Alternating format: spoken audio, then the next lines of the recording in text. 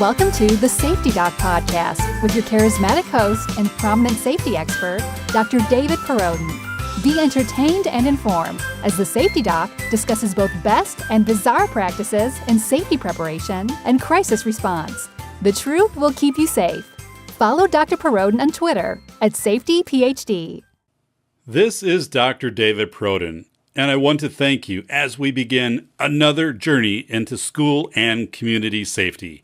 If you're looking for industrial safety expert, Appalachian State University professor Dr. Timothy Ludwig, please visit www.safety-doc.com.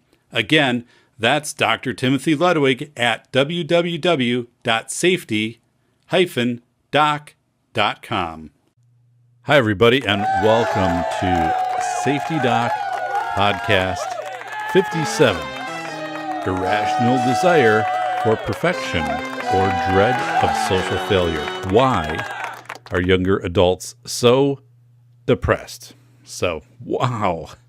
Hey, first off, thank you to the 405 Media, the 405media.com out of Los Angeles, California, and our good friend John Grant and the League of Extraordinary Podcasters, the 405 Media out of Los Angeles. You can listen to the Safety Doc Podcast, 2 p.m.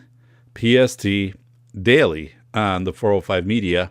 Hang around for the next hour at 3 p.m. for Captain Capitalism, Aaron Clary. All things economics and just a national and world perspective. Captain Capitalism, Aaron Clary at 3 o'clock. Also, a thank you to the sponsor of the Safety Doc Podcast, Sprigeo, Sprigeo, Sprigeo.com, out of Santa Barbara, California, the nation's leader in online bullying, harassment, and threat reporting software. Sprigeo.com. If you're a parent and you're wondering how your school keeps students safe, how your school encourages students to report possible concerns about bullying, harassment, and threats, you want to ask, hey, what do you use? What system do you use? And have you considered Sprigeo, Sprigeo.com, the nation's leader? An awesome program. Thank you for considering Sprigeo.com. So today's show is titled Irrational Desire for Perfection or Dread of Social Failure. So basically it's one or the other. Is it an irrational desire for perfection, or is it the dread of social failure, which is the cause of why younger adults are so depressed? Okay, so this is going to be based off of an article that came out of Yahoo Lifestyle by Maggie Parker on January 3rd, 2018. So we're going to go through and talk about that article. Something I like to do also is go in the comment section of these articles, go in the forum, read through, many comments, and then try to theme out what people are saying, and then bring out some of those comments and share those and talk about those a little bit more. Because, just kind of like reviews, like I think that's one of the reasons Amazon, is so successful, because people can go and they can read 200 reviews about a camera purchase or something like that, and kind of get a feel for what people are thinking about it. And it's kind of the same way with these articles, but it's much more reaction and not kind of firsthand experience. But I think it does give a good calibration for how people, I guess in this case, are perceiving millennials and Gen Z, but really, like the 35-year-olds all the way down to, like your 20-year-olds. So interesting stuff. It's a fascinating article because it's based off what I think is a really solid study, and we'll get into that. So a few things right off the bat here. You're probably noticing a few things. One is the video is different. It certainly is. We are using UCam instead of Logitech. So we got rid of Logitech. And part of the reason was I just didn't feel the drivers were up to date, and it was rendering a very rich video. It was kind of a darker image. So we've gone with UCam, which I've had for a while. I just haven't recorded in podcast in UCam, and it took a little while to reconfigure it. I do have some very interesting shows ahead where I'll be using my Zoom. I did get into lavalier XLR mics that I'll be hooking up to my Zoom. I worked over winter break and had a 10-foot cord to hook my Zoom into my camcorder, and was doing some podcasting that way, just some trials. So we've got some really cool things going, but I want to improve the audio quality of the show. I was in contact actually with a sound engineer from Auphonic, Auphonic, auphonic.com. And it's a company where you can purchase leveling software, very reasonable. I think it's like $90 and for permanent license. And they'll give you upgrades. But you can put your podcast in, and then it'll go through different algorithms, and you can set it, and it's very easy. And it basically levels your sound to minus 16 LUHS or LUFS, whatever it is. But it's basically like a podcasting standard. So the volume that I'm talking at, or any sound effects, anything that I have during the show, kind of gets brought up to the standard level, just like on TV. So all of a sudden you don't have like one quiet podcast and one really loud podcast. So, it levels out. Does a really nice job. I was in contact with an engineer, and I said, I'm having some issues. People would say the sound is good, but I thought the sound could be better. And the engineer took a look at the raw file and said, yeah, Dave, what you're doing is you're converting this down to an MP3 right away, right off the bat, instead of leaving it in a WAV format, which is not compressed. So when I do the podcast, when it's an hour, a WAV will be about 600 meg.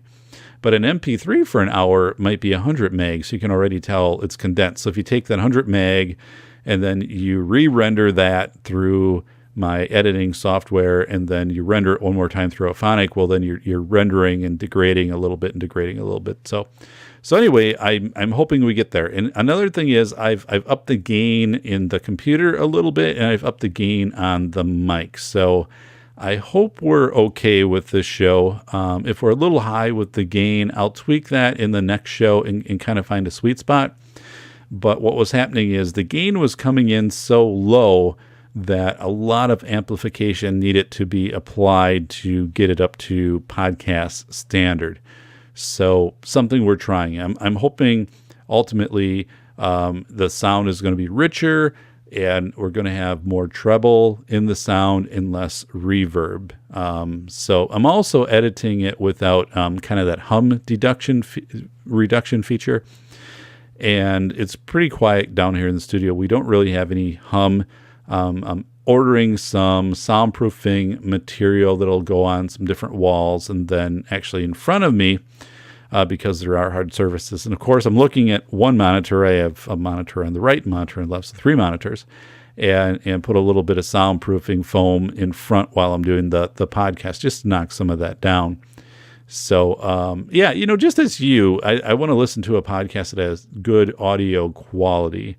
And it's kind of fascinating because some of the podcasts I listen to, it's like, people who record podcasts while they're in their car, and they have some kind of microphone, set up. So, you're hearing the rumbling of the car and the road noise and things. And if the content of the podcast is good, you'll put up with some of that stuff. But, it is time here at episode 57 to make that jump and hopefully go into something better. So we are probably going to run beyond our 1 hour limit today.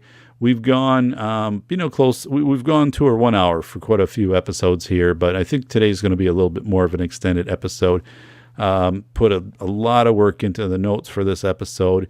We are getting back into the safety component, which I would say is psychological safety. And kind of that personal well-being safety. So we haven't been there for a little while. We're revisiting it right now. And I do have a podcast that I will be recording in February, which will be about child sex trafficking and grooming. I'll be recording that with Hector Solis of Awareness Podcast. Hector and I had a Skype meeting last night to kind of frame out how that will go. And now, folks, I've been in education, for much of my career, like 20 years, and in the administrative capacity for 12 to 15 years to some level, plus consulting. And what I had learned in my discussion with Hector was just absolutely jaw-dropping. So we are going to share things in that podcast that I can tell you. I mean, as a parent, you're not going to be aware of some of the things that are going on. So we're going to bring an awareness to you. Right now, Hector actually is recording out of a temporary studio as he is doing an upgrade into a much more elaborate studio. So I'll be having him call in, and I'll be doing my Skype split screen and doing the rendering on that show. But Hector Solis and the Awareness podcast will be making a guest appearance here in February. And we still have Sean Iams Fuller on deck. Sean has been in regular communication with me every couple days, and he's been kind of battling this upper respiratory thing, and wants to make sure he's got that behind him before we do a podcast. But he emails or somehow gets a hold of me, direct message every couple days and says, "Dave, I'm still on. Want to do it. Want to do this. I'm just not 100% yet." And I'm like, yeah. Let's make sure you're feeling good so we don't get 10 minutes in and you're like, "I have no voice, Dave. Take it from here." And we'll be looking at Danny Woodburn coming on the show and just another great lineup. And Justin Dooley will be doing a show, which will be the first show. So I got another, I ordered a second tripod. So the tripod will hold and it arrived. So I've got, really cool setup now. So the second tripod will hold the Zoom. And then the Zoom is the XLR recorder. I'll hold it up right here for those of you watching on YouTube. Okay. So by the way, this show, it's well lighted. It's pretty cool on YouTube if you want to see it. And I've got my Wisconsin Badgers pinned on because the Wisconsin Badgers football team won the Orange Bowl and finished with a record 13 wins for the 2017 season. But yeah, wow. I will be using my H4n Pro on a tripod, and then I'll also have my camcorder, set up 8 to 10 feet away, and we'll be doing a show that'll feature a story where he came upon an accident. He was going to a wedding, all dressed formally for that with his wife, and it was a motorcycle accident. But we're going to talk just kind of about what the decision making that goes into those scenarios. Do I stop? Do I not stop? What kind of help do I render? And plus just like what it's like to be safe in Wisconsin. Folks, we are on the third week right now of this extended cold snap in Wisconsin. It is -4 right now outside, and it's going to be about -15 tonight. So what they do is just like, they issue tornado warnings and wind advisories, things like that. They issue, overnight frost. Not frost, but, just like frigid temperatures, like that your skin can freeze if you're out for more than 20 minutes with unexposed or with exposed, hands or something like that.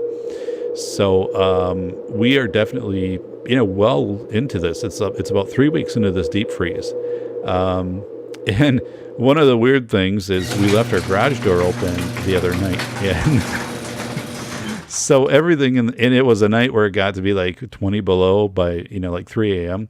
So here we are, and I open up the garage door in the morning, and I open the door to go to the garage. It's attached to the house. And I look out, and I'm like, the garage door's open. And we had come back that night and just didn't shut the door.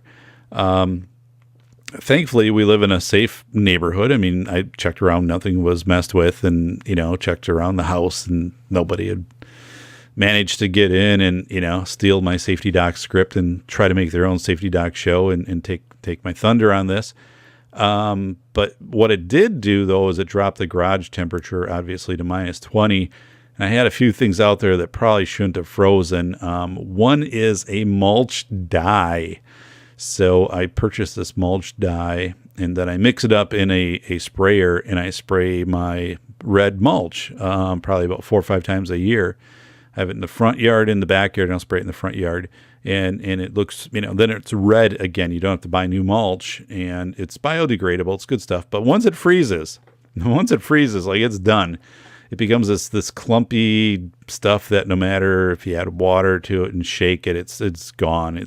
So that I'm going to have to toss, and I'll have to look at what else I have out there. But I did bring down quite a few things that couldn't freeze, like some, wax for the cars and stuff like that. I already had that down, but I had a few things. And usually the garage will stay in the 30s at least, because once you put the door down, the front of the garage is the back side of our wood burning insert for our grate room. So we have fires all the time in winter, every day basically. And it heats that side of the house, and then that radiates off. It makes that wall kind of warm. So, of course, it makes the garage warm to some extent, 30 to 40 degrees, even if it's 0 degrees outside. But yeah. So a couple of friends of mine have asked me, that don't live in Wisconsin and haven't lived in Wisconsin. And if they visit Wisconsin, they visit typically like in, summer or something like that. And it's amazing because they ask the question of what's it like? Because they see it on the news. What's it like to be in the deep freeze of, the minus 10 degrees and the wind chill of minus 25 and all of that. And one of my friends, wrote me a pretty lengthy email. And he said, yeah, I imagine his life stops, because I said, yeah, it's not as bad as it sounds, because actually it's been kind of sunny. And that gives the illusion that it's warmer than it is. But I said, there's a plus of this. We had a Japanese beetle infestation last year. It's just crazy.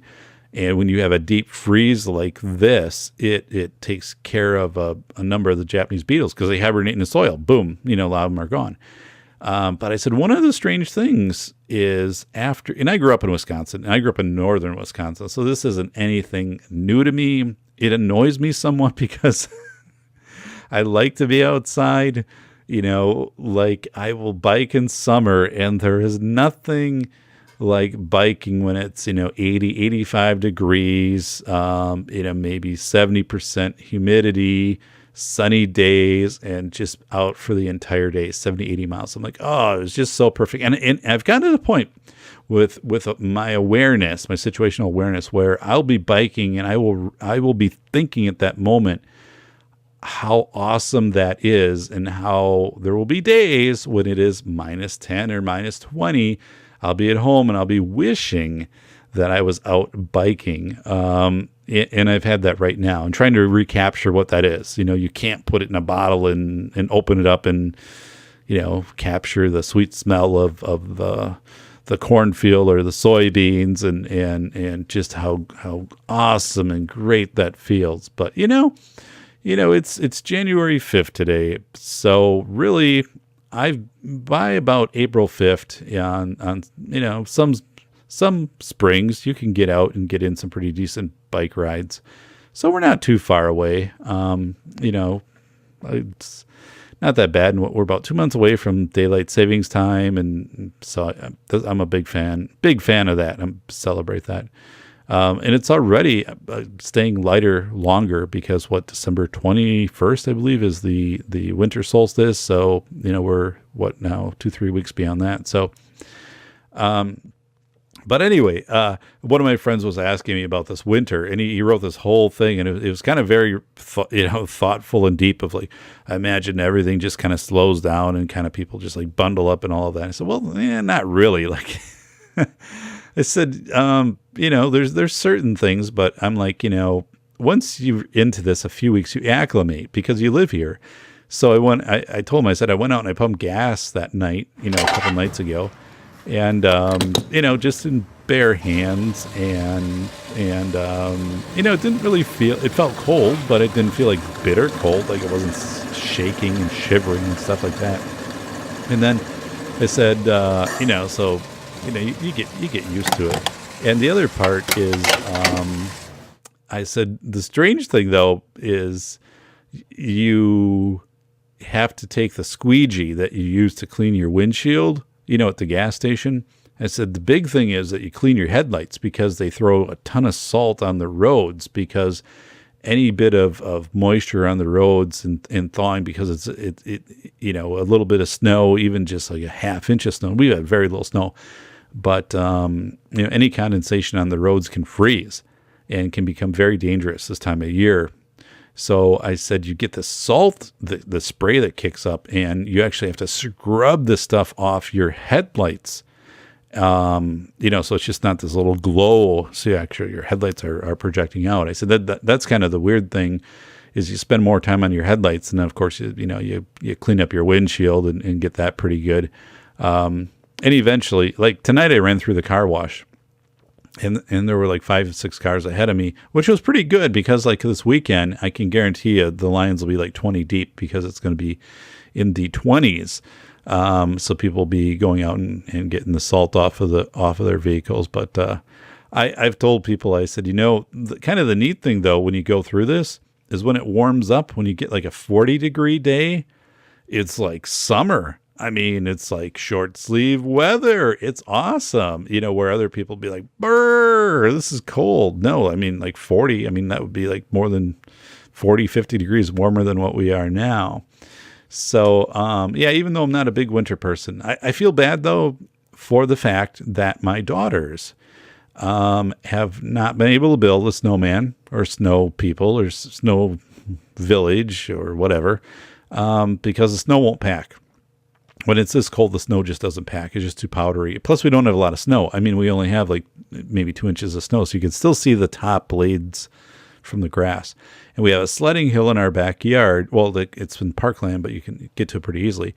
And, it doesn't have enough snow to use. It still has a lot of grass on it. So it's tough, because, I mean, they want to be out there and they're still young. And yeah, so when we do get snow, and we haven't had a snowstorm yet, I haven't been able to use my snowblower either, which actually I like using. I love using my snowblower.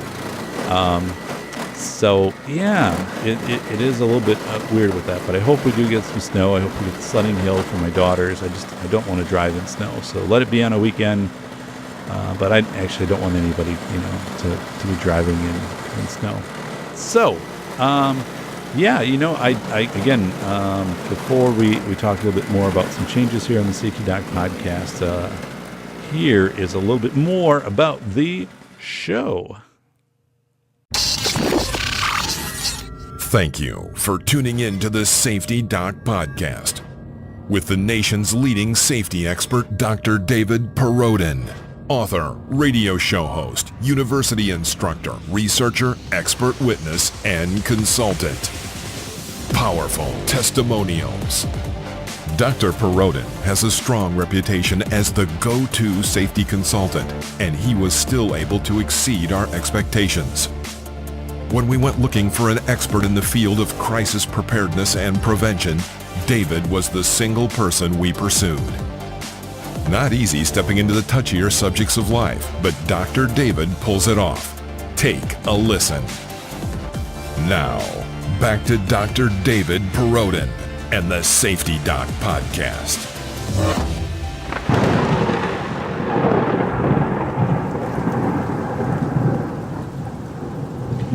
Welcome back. I don't know where you went. Welcome back.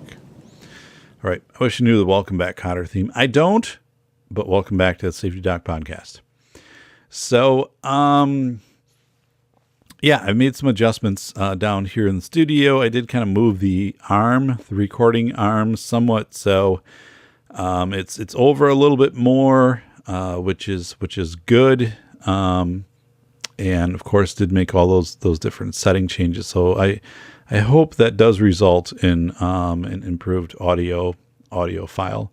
And actually I think the video is going to be better too, because the problem, Logitech, I mean, my Logitech camera, I'm using a C910, which is a nice camera. I've got the C920, but it only does like wide view. And the C910 gives you the option of regular or wide. And I didn't kind of want to get the wide view. So I'm using my C9110. And I guess eventually I'll probably just change this all around, where I'm guessing I'm just going to hook up to my camcorder and kind of set that off and do more of a side angle as if like you're watching, a Howard Stern or something like that. So it's not going to be the straight on looking here at the safety dock. So I've got a couple things to experiment with, but yeah, the Logitech recording software, I learned that the drivers for Logitech haven't been updated in quite a while. And there was some dispute, I guess, with Microsoft where not playing well in the sandbox. And anyway, that was another reason to move over here to UCam and to go with a different set of drivers. So what does that really mean for me? I don't know. I'm not super tech, but again, in the trials that I've done, I mean, I think this definitely sounds better, and I think the appearance is much better, too, for those of you watching the show in YouTube. And I was going to ditch Camtasia, and I'll talk about that a little bit. There's kind of a funny story with that. But I'm not going to. I'm going to keep Camtasia because I discovered a way to exit or export my audio file in a wave, so it's not compressed. And really, if I'm able to do that on a consistent basis, I think I've got a lot of my issues kind of solved. So, dun, dun, dun, dun, dun. So anyway, Camtasia 9. This is hilarious, folks. And I'm going to try to bring this up actually right now as we do this. So bear with me. I apologize that I didn't do this earlier. Camtasia 9 updates. All right, here we go. Yeah, I think I've got it. Okay. Camtasia 9 is a software program by TechSmith. I like it.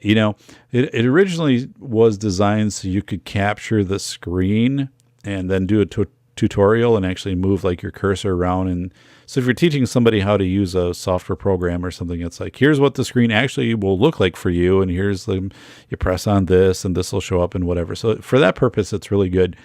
For what I use it for the podcast, is probably not the ideal match, but, I'm not into the Sony Studio stuff and all of the special effects because most of my audience is on Podbean. And ironically, like, and people who I've interviewed on the show and have been on the show have contacted me and said, that they've gotten an uptick from California. And I said, yeah, like most of my listeners are in California. Like 2-1 versus any other state, California. Of course, the 405 Media airs out of California. And I said, ironically, I also have a pretty strong following in France. So when you look at an international, it's just not like a couple downloads. Like there's an actual pretty solid following out of France for the Safety Doc podcast. So thank you to France for that. And I do get contacted from people all around the world that listen to parts of, or listen to the show and will contact about specific things and stuff like that. So, but anyway, Camtasia 8 is the version I use, which is older, maybe, 5-6 years old. They did release some updates a couple years ago, but then they basically came out with a new version in, what was it here, 2016. They came out with Camtasia 9. And so the problem with Camtasia 9 right off the bat is you could not render into MP3. They got rid of that. And there's an issue with MP3 where you have to pay to render into MP3. There's a workaround with that, like you can get the free software Audacity to work around that if you're just doing audio. But anyway, Camtasia didn't have it. I complained. It didn't go anywhere. But Camtasia since has, so I do have Camtasia 9 and the various, subsequent updates, 9.1, 9.11, all of that they've updated. So for video, it's good. I don't notice that it's a big increase over Camtasia 8. Apparently it renders a little better, but again, this goes on to YouTube. YouTube will degrade the video to a certain extent, so it's easy to stream and things like that anyway. So it's not really, it doesn't make a lot of sense to invest in a really high-end editing program if your distribution means is YouTube. And these shows do have a half-life. They get a lot of views the first couple days and, like the first week or so. But once you move on to a new show, then it kind of tails off. And then it's if the topic is relevant, like if it's hurricane and stuff like that, people will spike up on some of the previous shows as they do searches and they'll discover those. But yeah, so it doesn't really pay to do, I'm staying with my Cam 8. I'm not going to Cam 9 right now. So anyway, I want to read this because I think this is hilarious. I mean, to me, at least it's hilarious. And so on 16 November 2017, Camtasia did an update, and it was 9.1.1. I'm going to read to you what they indicated they updated. Okay, here we go. Improved rendering performance with behaviors. Fixed a bug with Camtasia crashing when trying to import PowerPoint files. Fixed a bug with media being selected out of view of the timeline. Fixed a bug where the recorder preview shows a white screen. Fixed a bug where tracks could be missing after upgrade to 9.1.0. Fixed a bug with pausing during sync options or captions. Fixed a bug where horizontal scroll could cause a crash. Fixed a crash using animations after installing to a folder with double byte character. I don't know what the hell any of this really means. But here's the last one, okay? Other bug fixes and improvements. So I'm like, other bug fixes and improvements? That could be like 100. That could be like 100 bugs and improvements. So, like, why didn't you just kind of say that at the start, of just saying, here's, bug fixes and improvements, and maybe just like 2 or 3. Because there's other bug fixes and improvements, I'm guessing there's a hell of a lot that they had to work on. So I didn't notice any of this because I didn't use the program that much. It has some fancy things, like some fancy titles and stuff like that. But again, I mean, you're not coming to the show for my overlays and stuff like that. Although I have been complimented on the sounders that I've been using, so I appreciate those of you who have done that. So yes, definitely. But anyway, I think it's kind of funny with Camtasia 9, where they have the other bug fixes and improvements. Like what what do you mean by that? So going through the anecdotals here. Copyright claims and podcasts. So I rendered, a copy or podcast 56, and immediately had a couple claims for some audio I used. Now, I use my audio from Audio Blocks, which I pay for a subscription annually. And then Audio Blocks says, if there is ever a copyright claim against anything that you've posted on YouTube where you've used Audio Blocks will go in and clean that up, take care of it. And they do. It's super easy. You post the link to your YouTube video and enter it, click it, and usually in a day or less, like the copyright stuff is gone. But it's weird because people, when I put the national anthem into podcasts, and I do that a few times, like I'll do it as background if I'm talking about something, patriotic or government or whatever. Like people will try to monetize the national anthem who have no right to monetize the national anthem whatsoever. It's the same file, being monetized by 10 different people, but I just get a kick out of that. So, but yeah, Audio Blocks does do a good job with that, and it's a service I'm happy with, but you get that copyright claim. Now, the hard part of that too is, then they can throw ads on your videos for the time until those claims have been removed. Now, for me, I don't monetize these videos, so it doesn't, really impact me that much. But it's annoying, I don't want you to have to watch a safety doc and go through a lot of, ads and stuff like that. So, and that's not the way that the podcast is set up. It's not monetized in that way. So, a couple more anecdotes. One is my car charger for my phone, for my Samsung, my cam charger. The end of it kind of like just split in half.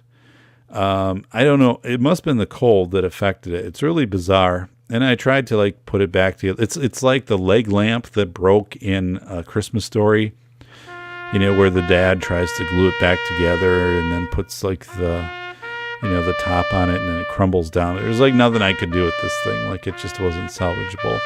But it sucks because like my current charger must be like a trickle charger, and it's a cable, where they give you basically like 5 inches of USB, connection into the micro USB for the phone, and it can take an hour for it to go from like 45% to 48%, where basically the other one would fast charge it.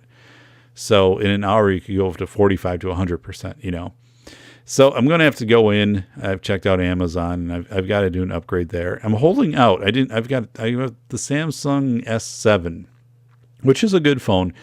I didn't do the S8. I'm going to wait for the S9 to come out, and then I'll upgrade to that, because I think the S9 is going to have a little better camera. I think the S8 and the S7, when I was doing the comparison, the camera is kind of the same. My brother-in-law over Christmas bought a new Sony power, kind of like a power shot camera, like a smaller camera. I think it's like $500-600 though. Really takes great photos. And we bought our last camera when my daughter, right before she was born, my youngest. So she's 7 now. So it's time to replace it. The technology just advances. And we're planning, of course, that summer trip out to South Dakota. So I want to make sure I upgrade the camera before then. The phone camera works well for what we do. I mean, we don't do a whole bunch of like things with the camera. And the cool thing when we went to Disney in March is Disney has their own camera people. So they had stationed all over. So you would just go up to them and you had your wristbands, which had your digital information in it. And they would scan your wristband and take your picture, and instantly it would go into a file. And you could access it from your phone. So like 1 minute later, it would all upload through their super high Wi-Fi, and you could see this picture. So, I mean, at Disney, we took with the phone, maybe 100 pictures. We maybe took with the camera 40, 50 pictures. And through the Disney folks, which are all around to take the pictures, they probably took 300-400 pictures of us. So that was really awesome. But of course, when we go out west, that's not going to be, not going to be an option. And I figure, my girls, this will be the camera that I will have when they graduate high school and they get into some of those types of things, like going to prom or, whatever, going their first day of college. So I figure this will be the camera that'll be there for a long, long time here for the safety doc. So, it does, it's a little bit of a drawback. I won't be able to deduct it off the taxes, obviously, with all of the changes in the tax law. The safety doc business, this, my consulting business for safety around the country, and having part of the house here as a business, was impacted by the tax law, but ultimately has some pluses and minuses, which kind of just balance each other out. So nothing really big, but it's not like you can deduct that phone or that camera anymore. So, but yeah, I have to get a new charger because I'm running into some issues with that. I do have my Jackery, which is that portable charger, and that thing works awesome. Jackery, Jackery. I'm not doing a commercial for them, but boy, that is a great product. Made of metal. It's heavy. I'm gonna find it right now. Man, look at this, how organized I am. Okay, so if you're watching, this is it. So this is small. It's metal. This thing's sturdy, and I'm getting it in screen here, which shouldn't be as hard as what I'm doing. And here's you can see it's Jackery. This will charge my Samsung S7, and you change the cord around. So you plug it in right now to charge it into the computer. And once it's charged, you reverse it and you plug the USB, regular USB into this, and then plug the smaller USB into the Samsung, and it'll charge it. And it'll charge it like from 0 to 100 in 40 minutes.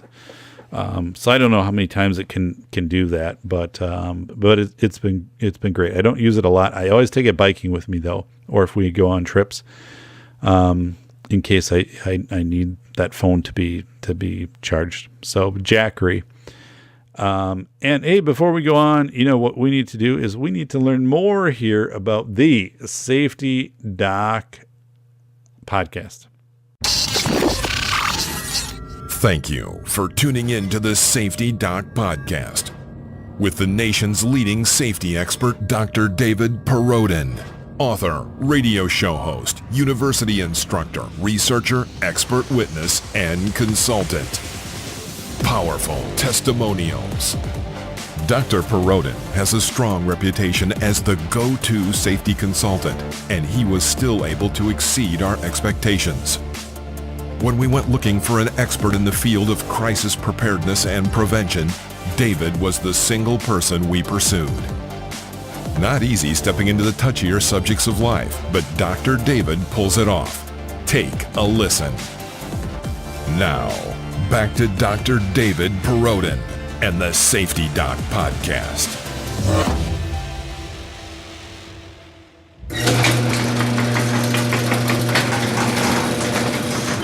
All right, everybody. You got your popcorn. You got your refill on your 32-ounce Pepsi, which my daughters and I went to Star Wars The Last Jedi. And actually, we have a hometown theater. So, our town's 10,000 people, but we have a really, really nice theater. And they have some of the I don't know, theaters which in the theater, I don't know what you actually call that, but they have reclining seats, and they're really cool because you press buttons and the seat reclines back, and there's plenty of room between the seat in front of you and the surround sound. They really do a nice job. We're really blessed to have that in the community where you want to go see a movie, you basically just drive downtown, which takes you 2 minutes, and there you are. Like when I grew up, we had to drive to like the neighboring big city to see like a movie. So we saw Star Wars, and my daughters are 11 and 7. And I think it's rated PG-13. And my oldest daughter was into it because of the Porg, the P-O-R-G, the Porg, which is the little penguin type creature that hung around Chewbacca. So she was really into that. And my youngest one, who's 7, kind of knew the storyline somewhat, of Star Wars, could identify Luke Skywalker and whatever. And of course, like I saw the original Star Wars, like I'm the 1977 in the theater Star Wars person. And just like, oh my goodness, the special effects and things like that compared to today. So a few things with Star Wars. One is, I personally I have mixed thoughts about the movie because I thought there was this moment at the start, and these aren't spoiler alerts. I'm not gonna. This isn't a show to analyze the movie, but they had where there was a communication between the rebel force and I don't know, the Alliance or whatever they call them. Where Snoke is and things like that. So the dark side and the light side. And the guy is pretending on the light side that he can't hear what the other guy's saying, and he's kind of making fun of him. He's like, yeah, well, whatever, you want to get back to me, like Princess Leia has this, but he can hear him the whole time. And it's kind of, the movie starts off that way, and I'm thinking, even adults, I don't know, it felt a little too cheesy right off the start to do that, because I always took Star Wars, especially the trilogy, the first 3 as being like pretty serious, So I just thought that was kind of downplaying it. And then it was hard for me to see an aged, beat down, obviously depressed Mark Hamill. I mean, It was hard. He had the one moment toward the end of the movie when he kind of, he returned and kind of restored some of the glory of being the Jedi that he was or is. But for most of the movie, I mean, he basically had retired to this island to live out his life until he died. And just was removed from the Jedi teachings and being a Jedi, and it just kind of burned out. And it's kind of like that whole thing of, it's not that undifferent in life where, look at pro sports where the quarterback gets to be 40 years old and retires, and they're just, it's just time. It's just time. Peyton Manning retires. Just gets to that point where it's not happening for you anymore. You got to move on, and then the next generation takes over. But they portrayed Mark and Hamill in such a beat down way. I don't know. It was hard because, again, I remember watching this 18, 20, or I don't know how old he was, but I mean this energetic, youthful, kind of naive, but powerful, genuine character in the 70s, 77, whatever. And then to see him like this, it was really hard. It's really hard. So, but I guess we all get there. It was kind of funny because we had our family gatherings at Christmas, and I had commented to my wife. I said, some of our relatives, which are like our age, I'm like, boy, they look like they've aged a lot, because you don't see them. I mean, you don't see them for the year. And then she said to me, well, you've aged too. I mean, not in a bad way that she said that, but I mean, as a reflective way of saying, well, it's not like everybody around you is aging and you are not aging. I mean, you're aging too. I mean, which is true, and I'm like, yeah, it's kind of weird because, one of my good friends, very good friends, a couple of years ago turned 50, is 52 now. And when I was growing up, like 52 was ancient. And, I'm 46, so I've got a couple of years to go before I hit the 50, but, we're thinking, not too long before retirement and things like that. And it's just weird. And to see your parents and things like that, reach into those older years and stuff like that. I don't know. It's a weird thing, but really the Star Wars thing. So here's a funny story at the start of Star Wars. So we go in, and my 11-year-old sits to the right of me, and to the right of her is my 7-year-old. And they show the previews, obviously, before the movie, and they have a preview for some haunted house movie, and it's like just freaky scary. And my 7-year-old is like, overwhelms her, like turns her head into the chair, doesn't want to watch this. And my 11-year-old turns to me and says, you shouldn't have brought her here. This is too much for her. Like, this is overwhelming her. This is not good. And I'm like, it's okay. Like, and I probably should have sat her next to me. But then, I went, leaned over, and I'm like, this is just, it's make believe. And I'm like, just wait till the show gets going and stuff like that. And she was fine. And it wasn't like, she got home and was terrified and wouldn't go to bed or anything like that. But I mean, I'm like, my 11-year-old's like, Dad, this was not appropriate for you to bring her to this, to Star Wars. So the bottom line is both of them went for the nachos and the slushies. So, and I kind of, I love the nachos because then they always offer me the jalapenos. And do you want more jalapenos? I'm like, yes. Like I clear an area off. Like I move the nachos and kind of mound them over on one end. Do you want more? Yes. Like this whole end here, like this is a mountain. This will be a mountain of jalapenos that you will put over here, please. Thank you. And then they give you the soda, which again, I think is, 32, 36 ounce. It's the medium. And then they say to you, and you have one free refill on this. I'm thinking, one free refill? I mean, like, that's like, this thing's like 1.5 pounds. So I never go for the free refill, but I think it's just kind of funny that they say that, because I'm like, I don't know who takes you up on this. But wow, like if I got pulled over on my way home and they did a test, I would blow a .10 Pepsi into the breathalyzer right there, it would be completely Pepsi, because that would be so much of my blood off of doing that. And wanting to stay fit and things, it's just, I don't do that a lot, but I just get a kick out of that. So, hey, guess what? We are only 47 minutes in, and we're going to get into our topic. But again, this is a different show. We've gotten pretty hard hitting in the last few shows, and I've had some changes here on the Safety Doc. And as we get into 2018, and I do have some very tight shows that are on the horizon, but we're going to go a little bit longer today. And sometimes I think people prefer some of the longer shows. You look at the length and it's like, what? I'm driving up to relatives, or I'm driving to do this. I want to download a couple longer shows and listen to them. I actually do that. Some of the podcasts I listen to, I occasionally will skip over some of the shorter episodes. If it's like 30 minutes, I'm like, ooh, like that's I don't want to download that, because I'm going to go through that easily on my commute.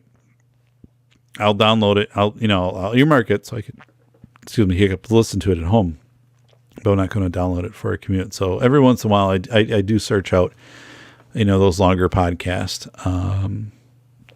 And hey, this is going to be one of them. So the article is "The Irrational Desire Driving Millions and Gen Z into Depression." So again, we're talking people kind of in that 20 to 35 range right now. Okay. This was by Maggie Parker from Yahoo Lifestyle, January 3rd, 2018. It was posted. And what she did in this, first of all, the way she did this is she took a research article from the Psychological Bulletin, or I believe the American Psychological Association, the APA. She took a study and she extracted these points from a study. So a little sloppy, and you have to, again, have vanity and apply what you want to share out of this, because the research study is very thorough, and there are qualitative statistical, tables in it. So,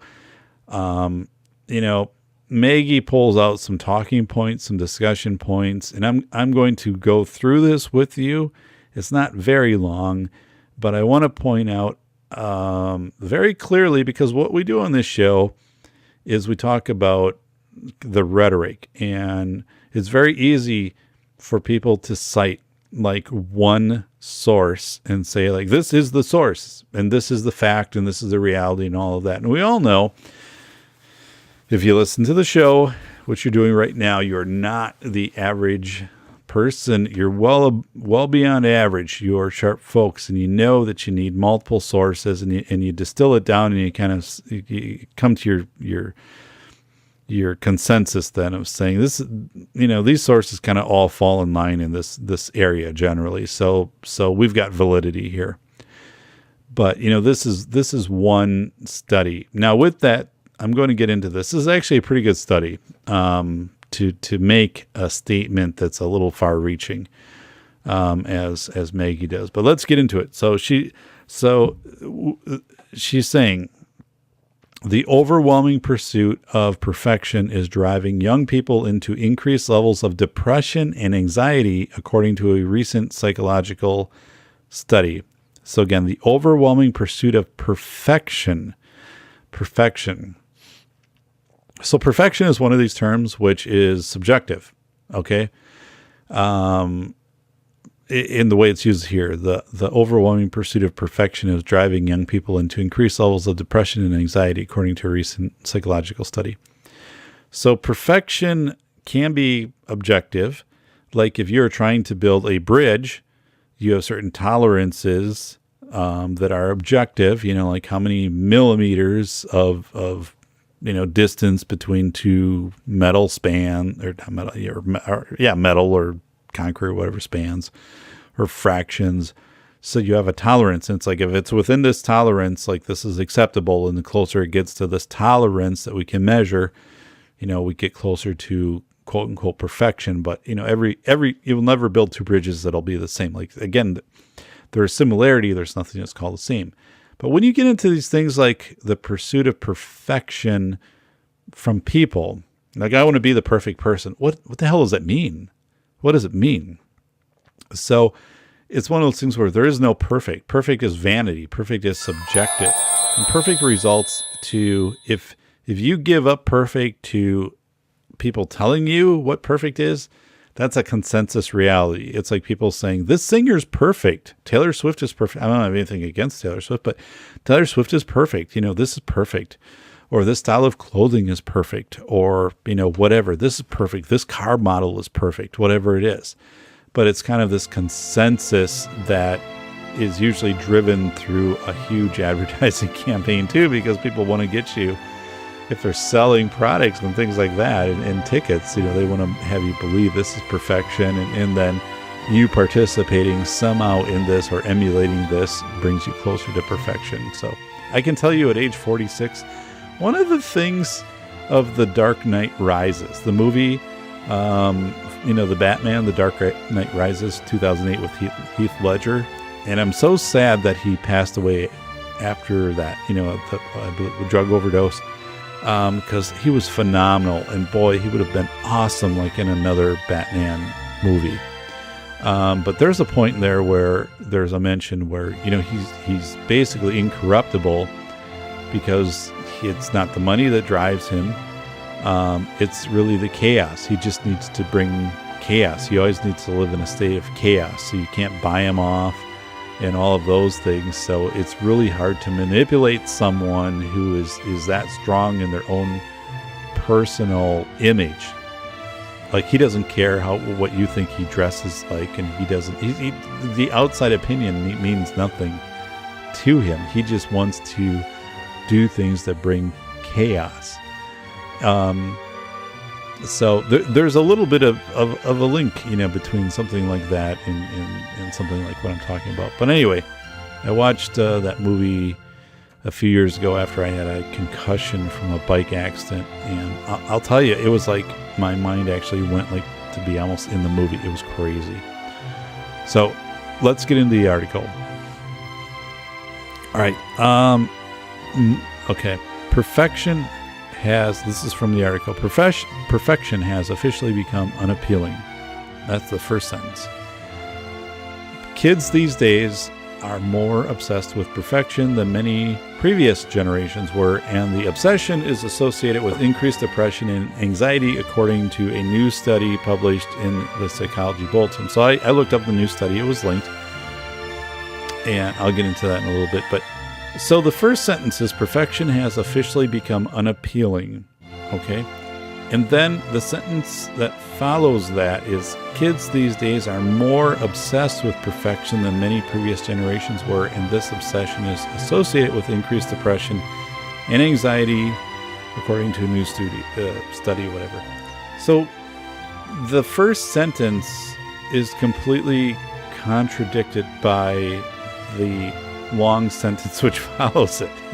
So if perfection has unofficially become unappealing, which to me gives the impression that people just aren't, and kids aren't as interested in perfection, and that they've evolved beyond that, or they've recognized that it's vain or whatever, then the story would kind of pick that out, but no, it doesn't. So that first line should really be like, perfection has officially become the governing factor for the lives of youth, or something like that. So really a weird way, Maggie Parker, the author of this, to start this out.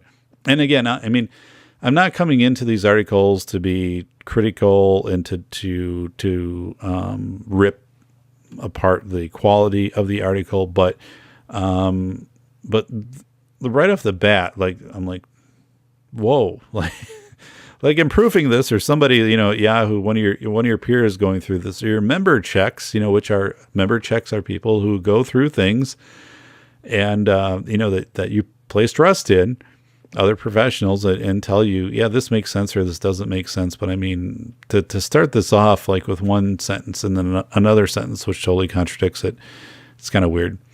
So anyway, this study was that they reference. So I went in, and it's an actual study. I mean, it's well done. It's a research publication, and it talks about how Perfection is increasing over time. It was a meta-analysis of birth cohorts, the differences from 1989 to 2016.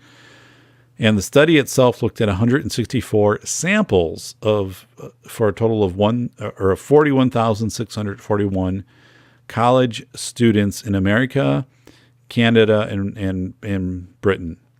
So actually, there's a lot of good fundamentals of a study like that. One is you have smoothing, which means that you have a lot of samples over a long amount of time, like 25 years. That's a smoothing effect.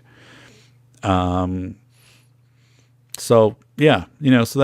that's good. And the other part is you have a large end size or a large population size, 41,000 people, versus like we did a phone survey of 800 people, and this is what they said.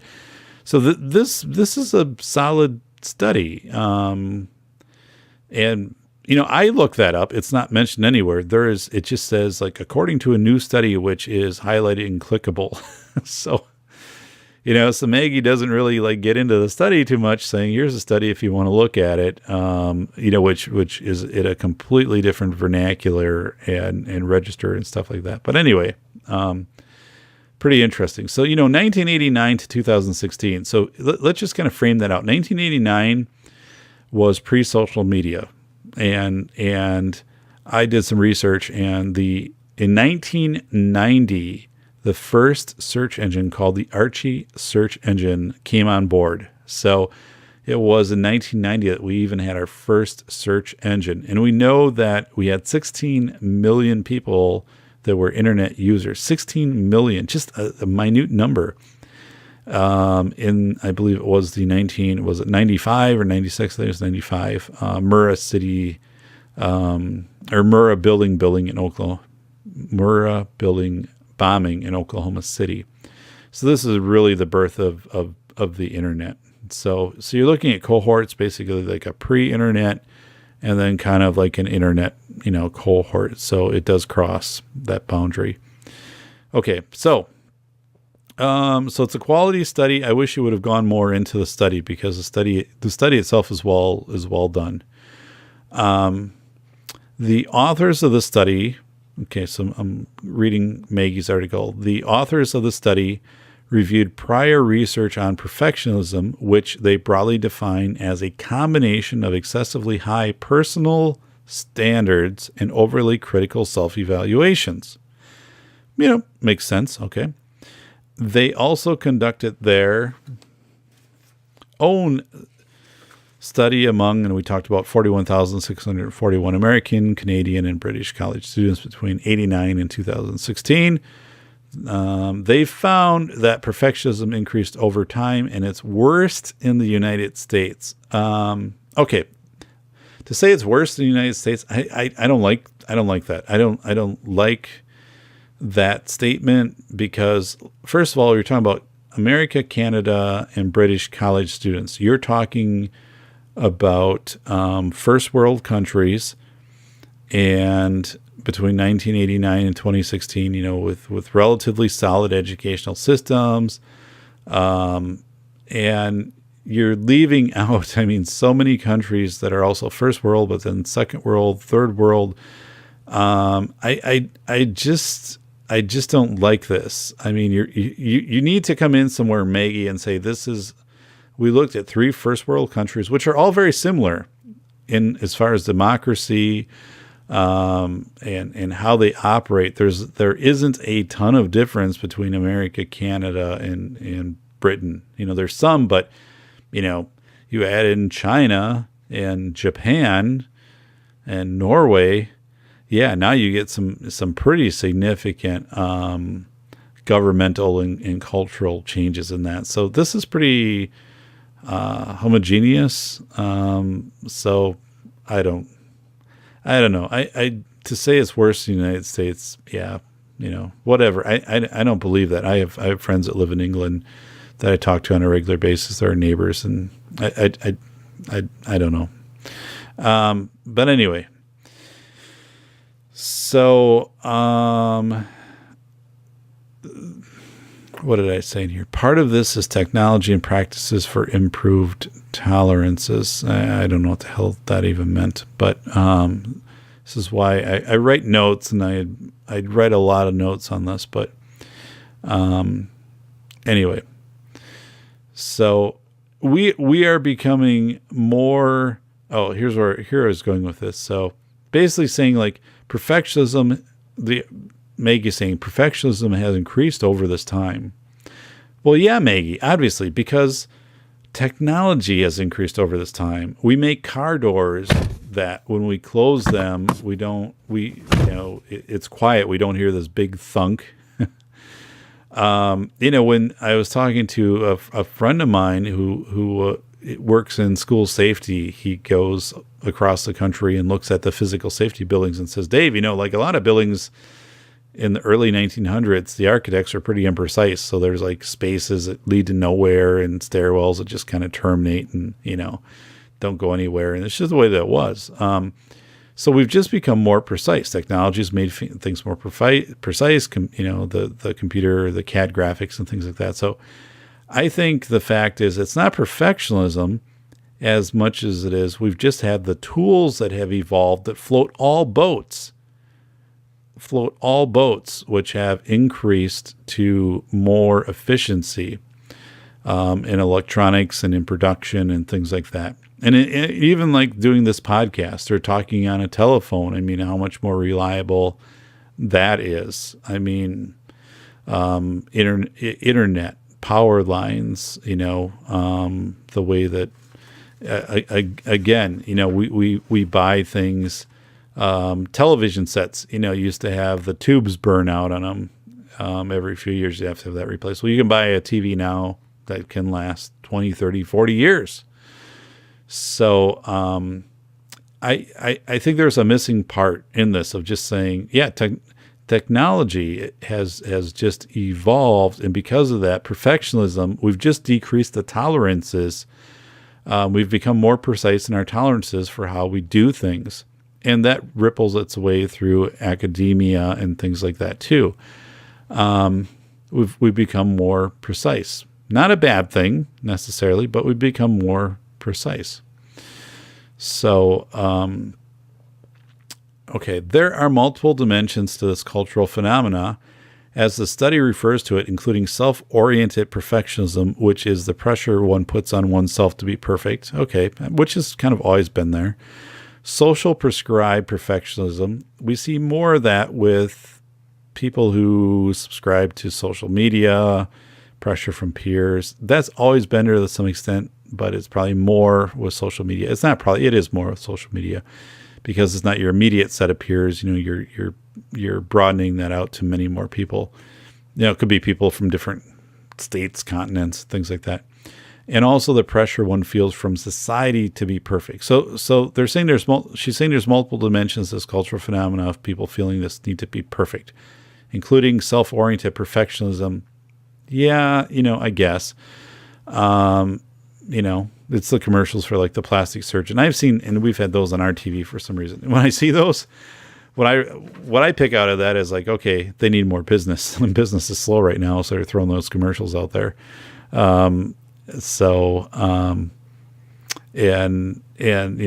pressure for one to be perfect. And again, perfect is vanity. No, there is no subjective definition of a perfect person.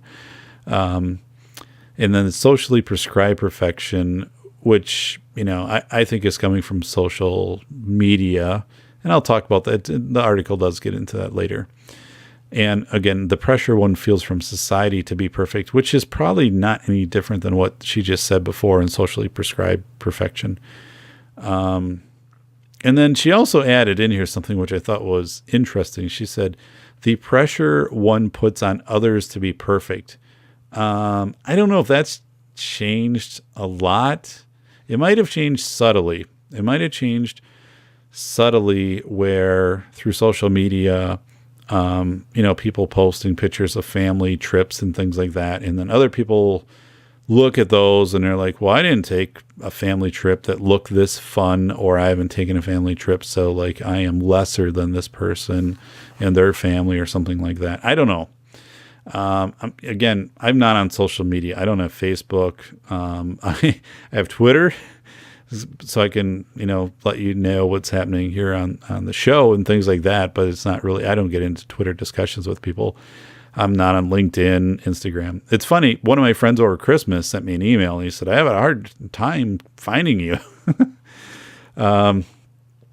He was in the Navy for a number of years, but you can find, if you Google me, you can find my webpage, safetyphd.com, and then find my contact information there. And I actually had another friend do that too from like 20 years ago. I said, well, it's not like I'm not out there, but I'm just, I tried to Facebook friend you, but I couldn't find it. I'm like, well, it's not on Facebook. Like, I was at one point, like 4 years ago, but why? To me, it means nothing.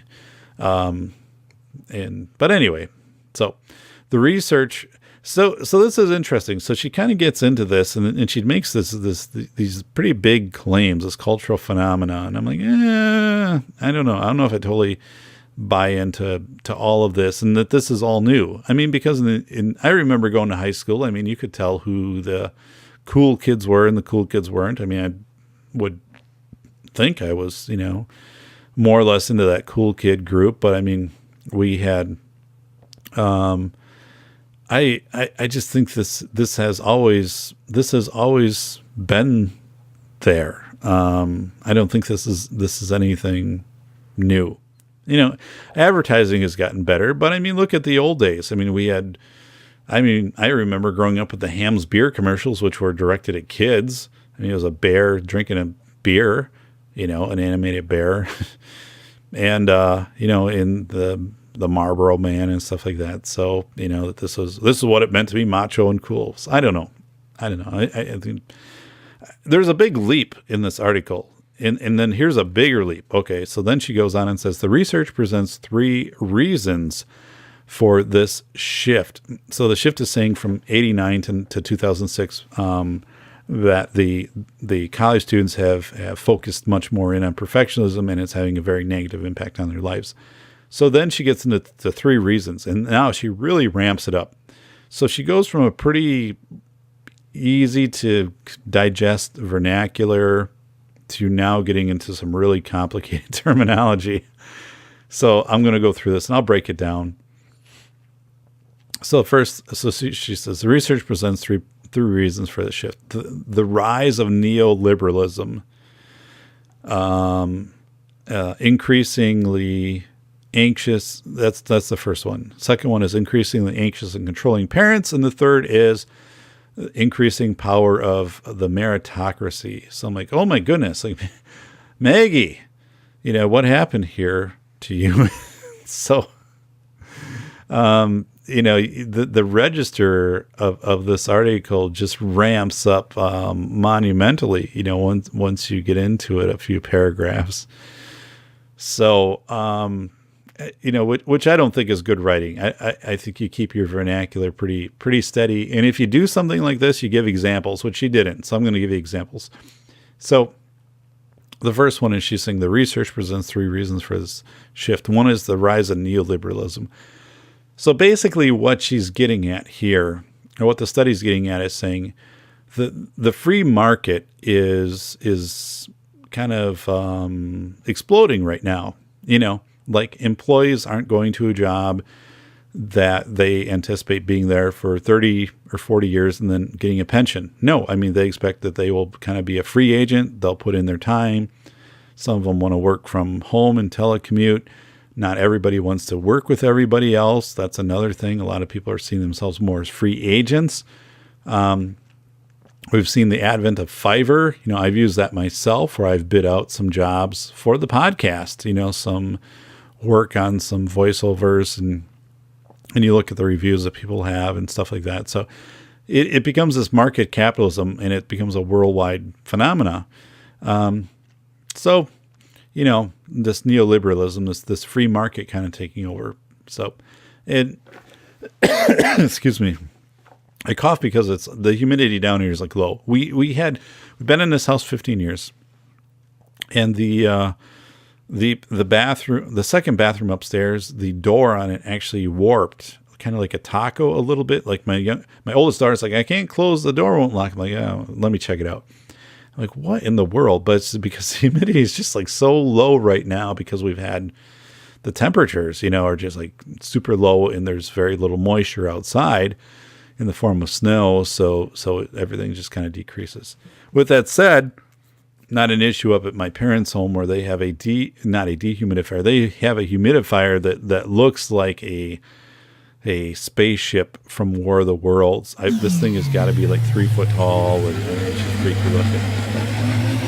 And I remember being a kid, and getting sick. And you'd have that upper respiratory chest, infection type stuff. And it would be two things, the Vicks vapor rub on the chest. And then my parents would bring in the humidifier, which I was freaked out about because this thing looked like a flying saucer. I mean, it had, you think they would design these things so they wouldn't be like as freaky for kids to look at? And this thing just looked scary. It looked like a flying saucer with a hood on top of it. And this thing would run and make this weird noise. And I had a small room in the house I grew up in. My parents had built a house after I graduated high school, which is much larger. But I had a small room, tiny room. And so you'd wake up and the whole room would kind of be like damp because of this. So I'm not sure it helped you much more than it probably like bred bacteria and stuff like that. But I kind of dreaded that thing. But anyway, yeah. So my parents have like the mothership version, the dreadnought version of that in their house. I honestly have never seen a humidifier as big as a plug in the wall humidifier like they have. But anyway, I digress. So yeah, neoliberalism, free market. That's not a bad thing though. It's not. If you have hustle and you have skill, I think neoliberalism lets you maximize your talents and your strengths to generate different income streams and give you flexibility. So anyway, the second, increasingly anxious, controlling parents. Yeah, I did a show a couple podcasts ago about the parents outside of Cleveland, Ohio, who nixed the 8th grade class trip to Washington, D.C. because they said, hey, it's too dangerous in Washington, D.C., so we're not going to have our kids go there by bus. D.C. is a terrorist target and all that. And I did the math I did the statistics on that and said, likelihood of being killed in a bus accident was the same as if you're in Washington, D.C. It was the same, for that. But now, yeah, so that has big consequences, because basically what you're telling those kids right there, you talk about, see how this links to perfectionism. I don't get that connection. Increasingly anxious and controlling parents. I think that impacts reconnaissance and kids discovering the world for themselves versus having parents kind of tell them. It's like the movie The Lorax, where, nobody knows what's beyond the walls. So it's kind of this reconnaissance. And Aaron Clary talks about that. He has a book, Reconnaissance Man, gets into that on a deeper level. But this is where parents are basically saying, we'll tell you everything that you need to know about the world and keep you safer in this environment. So I don't know where that perfectionism comes. It doesn't seem to fit right there. Number 3, and the increasing power of meritocracy. So meritocracy is basically that people are selected per skill or merit. So this kind of comes back to that neoliberalism. Now, I'm not sold on that because, with affirmative action, I just do not see where necessarily your skill or merit, and how would that be different than in the past? Somewhat different because, you might get a job where you're in that job and you do your job duties and you're pretty safe in your job. You have a union and you're protected and whatever. But the meritocracy now, I know a 20-year-old who thrives in a voiceover business and also records books to a speech, and for clients, and has a backlog, and he has great reviews. So meritocracy that's his skill set. He has high merit. He's in demand. He's doing great. He doesn't have to deal with all of this HR mess and all this overhead and all this other junk. I mean, he's his own person in this. So does that create perfectionism and sense? I don't know. I mean, I would say in that case, in what I just told you, this 20-year-old, it brings out the best in him. I mean, he's a professional, and we look at 20 as young, but back in 1920, 1930, you're a 20-year-old, you're probably already married, had a few kids, might be working a family farm or already be in a factory for 2-3 years, or if you're in a professional trade, you weren't going to school 10 years to be a doctor, maybe shorter. But I don't know. So I don't subscribe to this whole, the research presents 3 reasons for this shift deal. So this is why I want to go through this again, because if you read this, anybody reads this and they become the expert. They cite the one article and it's like, this is how it is. And so this is stuff they talk about like at Christmas, or, and actually you got to be pretty intellectual to even be interested by an article like this. But there's a lot more to this. So let's go on. Neoliberalism and its doctrine of meritocracy have combined to shape a culture in which everybody is expected to perfect themselves and their lifestyles by striving to meet unrealistic achievement standards. So I don't know. I don't subscribe necessarily to that. I mean, like the guy, the 20-year-old who has the recording, what is the unrealistic achievement standard? I mean, he's a go-getter and he's done what he's done. I mean, and I've read the stories of people who have created their own businesses, or, the 18-year-old young man who had a lawn care business and had like 5-6 people employed for him and was clearing like $40,000 a year and stuff like that. I mean, this is all under the premise of you have to go to college to be successful. So that kind of overlays into this. And again, remember, we have the Department of Ed, which didn't exist until the 70s anyway. So these unrealistic achievement expectations. So I don't know. I think that comes into, let me read this again. Neoliberalism and its doctrine of meritocracy have combined to shape a culture in which everybody is expected to perfect themselves and their lifestyles by striving to meet unrealistic achievement standards. Maybe for high school kids and college kids, high school kids who are having to take tests which don't have any ground at meeting. Like, why am I doing this? What does this test really mean for me? Or college students who are having to take the GRE and other things. And a lot of that's being dropped now, because they're saying, and kids they're just not doing it. I'll do something else. Maybe that's it, that they have these goals that you have to get into. This really gets into where you're measuring attainment. Like, you have to attain this to be successful versus like growth. And who's to say what's successful? Like, I remember years ago, I taught an inclusion class, and there was a guy who lived in the same community where I graduated college, and he went on to perfect. He dropped out of college after a year or two, and he perfected some filtration system. Started his own company, very successful, and I believe the movie Titanic with Leonardo DiCaprio. He came up with either the patents or whatever, the filtration system for the water that they were using on the sets as they were sinking the ship and reshooting the scenes and whatever. But the guy's a multimillionaire and all of that. And so again, this is kind of harnessing this of saying, you got it.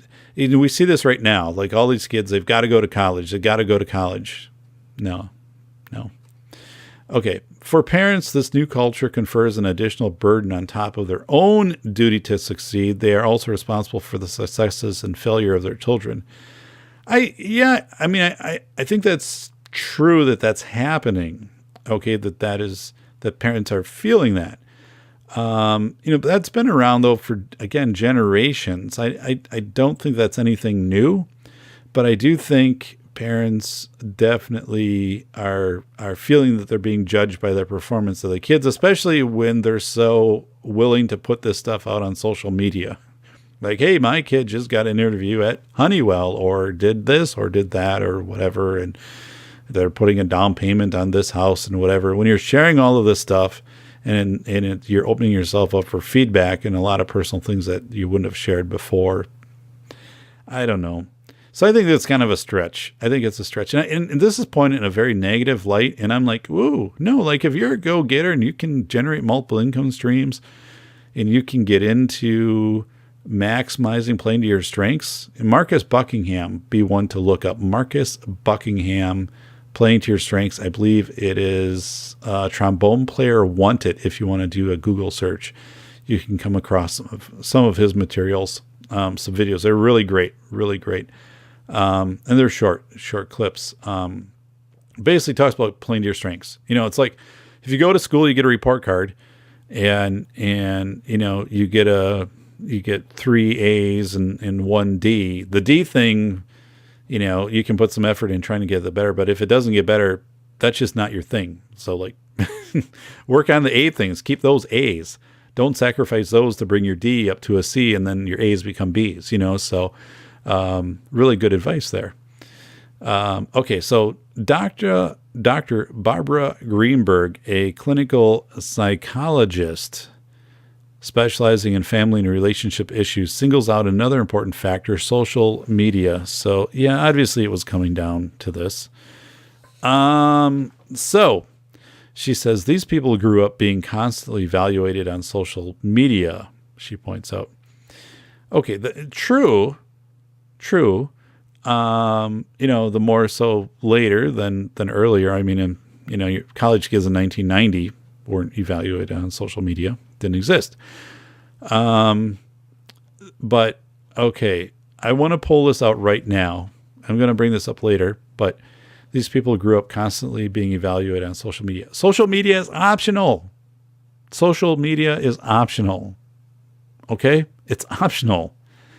You do not have to sign up for Facebook or Instagram or Happygram or Smileygram or whatever it is right now. You don't have to do this or be on LinkedIn and all this other stuff. It's free. And why is it free? Because they harvest all of your data. They have the software engineers who design video games and know where you get dopamine rushes in video games and how, people are addicted and stay with video games. Those are the same folks that they are employing. So they understand when you're getting things like likes on, your Facebook page and your other social media. Because what do people do? I mean, they get a buzz and they check it and they, oh my goodness, like somebody shared this or like I've got 7 likes or stuff like that. And I remember, I was part of it in the early days. And you get addicted to it. You get conditioned to it and you become externalized, and that's your validation. So again, these people grew up being constantly evaluated. I don't know. Again, if it was evaluated as much on social media as it was the rat that, knows if they press this button, they get a pellet, I just don't know. But, so the other part is, so again, let's look at this. Facebook is free. So you can get on Facebook and you have all of your so-called benefits on Facebook and your 3,000 friends, which you've met 10 of them. Facebook then is taking harvesting your data and everything that you are posting out there, and they're selling it to advertisers. And that's how they're making their money. So, you're being used, you're being harvested, you're being manipulated, you're being marketed to. You're a pawn for what? I mean, what do you really get out of Facebook? I mean, let's be honest. What do you really get out of it? I don't know. When I gave up Facebook, it wasn't like I had to wear the nicotine patch for 3 months to get off of it. I dumped it and it was fine. I have no desire to get back on. It saves time. I really, it doesn't matter. I don't care. And it's just a popularity contest. And I've heard professionals refer to it as the Facebook fallacy, where it's almost destroyed families because they look at things and they'll be like, we don't measure up to this, or we have to top this. And again, what are people posting on Facebook and social media? They're posting their very best. They're, the one photo out of 100 that they've taken, or they're writing their a narrative that's going to be very positive toward them. And the people that are so addicted to the likes for the external validation. I don't know. So again, this is all optional. So it's portrayed when this is written, it's portrayed as, it's almost like you have to do this. It's like the civilian service, thing you have to sign up with when you're 18 at the post office. Like, you have to do this. You have to enroll in this. No, you don't. It's optional. It's completely optional. And don't do it. Like, you don't have to do this. So this whole sympathy of these people are value and social, no, that's optional. So you're leaving this out. This is optional stuff. Okay. And again, it's because it's free, because they're harvesting your information and they're tracking what you're doing. They're selling it to advertisers. They're having, certain advertisements, show up for you. And then they have people working behind the scenes to be feeding you the little pellets of knowing if you get the likes or the shares and the happy buttons and all of that. It's under the same psychology that came from Dr. Seuss during World War II. When they eventually found out that the combat divisions, the ground combat positions, it was all badges to get them motivated. It was giving them the blue shoulder patches. And that's all they're doing here. So again, this is a choice. That's a choice you make. Okay, so let's go on. So what's so bad about striving to be perfect? It can be increased depression and anxiety. Yeah, certainly it is, because, you're going to be like, I'm never going to match what this is. And I think the flip side of that is, like, if you if you become so narcissistic too, of like, well, I'm better than whatever, then you have to maintain this betterness. I don't know. Research among college students and young people, for example, has found self-oriented perfectionism to be positively associated with clinical depression, anorexia nervosa, and early death. The study authors point out it is also associated with greater physiological reactivity, for example, elevated blood pressure and ill-being, negative effect in response to life stress and failure. They even identified a link to suicidal ideation. All of that I believe. I'm not questioning any of that.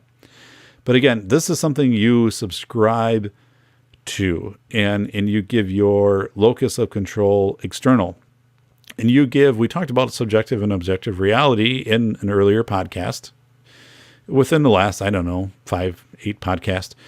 And you are giving up your own definition of yourself. You're not going introspective. You are giving it up to be like this consensus reality of like, well, this is how I am because this is what a majority of people feel about me. And these are people who have no idea about your context and situation. You've only given them so much information. And why the hell are you doing this anyway? Why do people have to know this much about you? But again, it's because people are looking to be validated. And we see that in grooming behaviors. And we not only see it in kids, but we see it in 20-year-olds. Early 20-year-olds who are seeking attention from groomers, and not attention of, like you look really great and all of that stuff, but attention where, they have a webcam on or some pictures and the groomer is just saying, they see something in the background and they focus in and say, hey, I see that you went to, whatever concert, or that you've been in like this place you visited on vacation. Hey, I was there too, even if they weren't. And it's really cool. And it's really cool you went there. So they start to build these bonds and validate people on some of the decisions. And then if people say, like, hey, my parents thought it was ridiculous, that I took this trip, the other person jumps in and says, no, that was like the right thing to do or whatever. So, they start to put this split in there, which I'll talk about more with Hector Solis from the Awareness podcast in a few weeks. But anyway, so yeah, this stuff can be really bad. You give your how you feel about yourself becomes externalized, and it manifests itself in psychological and also in physiological, as far as blood pressure and ill-being. So yeah. All right. So I'm going to say, let's go back to striving for perfection. The goal for anybody should be you strive for growth from baseline. You figure out your own baseline and you strive for growth. So if my baseline is I want to start bowling, I used to bowl on a league. The Bakery Boys, actually, when I was in high school. And we had a loaf of bread on the back of our bowling shirts, and I think we had the name of the bakery, but the Bakery Boys. And so, like, I knew where I was starting out on my bowling average, and I practiced, and I wanted to get better on my average. I didn't want to, my attainment wasn't to bowl a perfect game, a 300 game. I mean, that's rare. If it would have happened, would have been kind of cool, but I wanted to grow from baseline. So whatever my average was, I wanted to get better from my average. And at some point I knew that would level off. And it's fine. I was just doing it for rec and leisure and hanging out with my teammates and having a good time. But here it's growth from baseline. And this whole perfectionism is not growth from baseline. Perfectionism is attainment. And attainment is unrealistic in a lot of situations. And attainment completely shuns growth from baseline. So, yeah, I mean, it's absolutely crazy. So, like I bike. I love biking. I bike 70, 80 miles, several times throughout the year. Love doing it. And people will ask me, well, do you do marathons? Do you do these biking events? Do you get in? I'm like, no, I don't. I don't, because I don't like the competitive aspect of it. Like, I don't want to feel, well, it can be frustrating. I guess I get all that. Okay. I just like being alone biking where I'm not, I know there's not a timer going, that I'm not going to cross some line and, whatever. And then it's like, okay, you did this in 1 hour and whatever minutes. So, well, then you have that. And of course you're going to want to improve upon that. And you're going to know who finished the fastest and stuff. I'm like, I don't care. It doesn't matter to me. I block off my 7, 8, 9 hours. I load up and I go out and I bike. And that's why I don't typically bike with other people, and I just do my own thing. And that I like it. It's the way it is. And I can stop and, check out some things. But anyway, so we talk about growth from baseline and attainment. Perfectionism is attainment. It's not realistic. So, here we go. We're going to keep reading. It's not just the self-inflicted perfectionism that causes problems.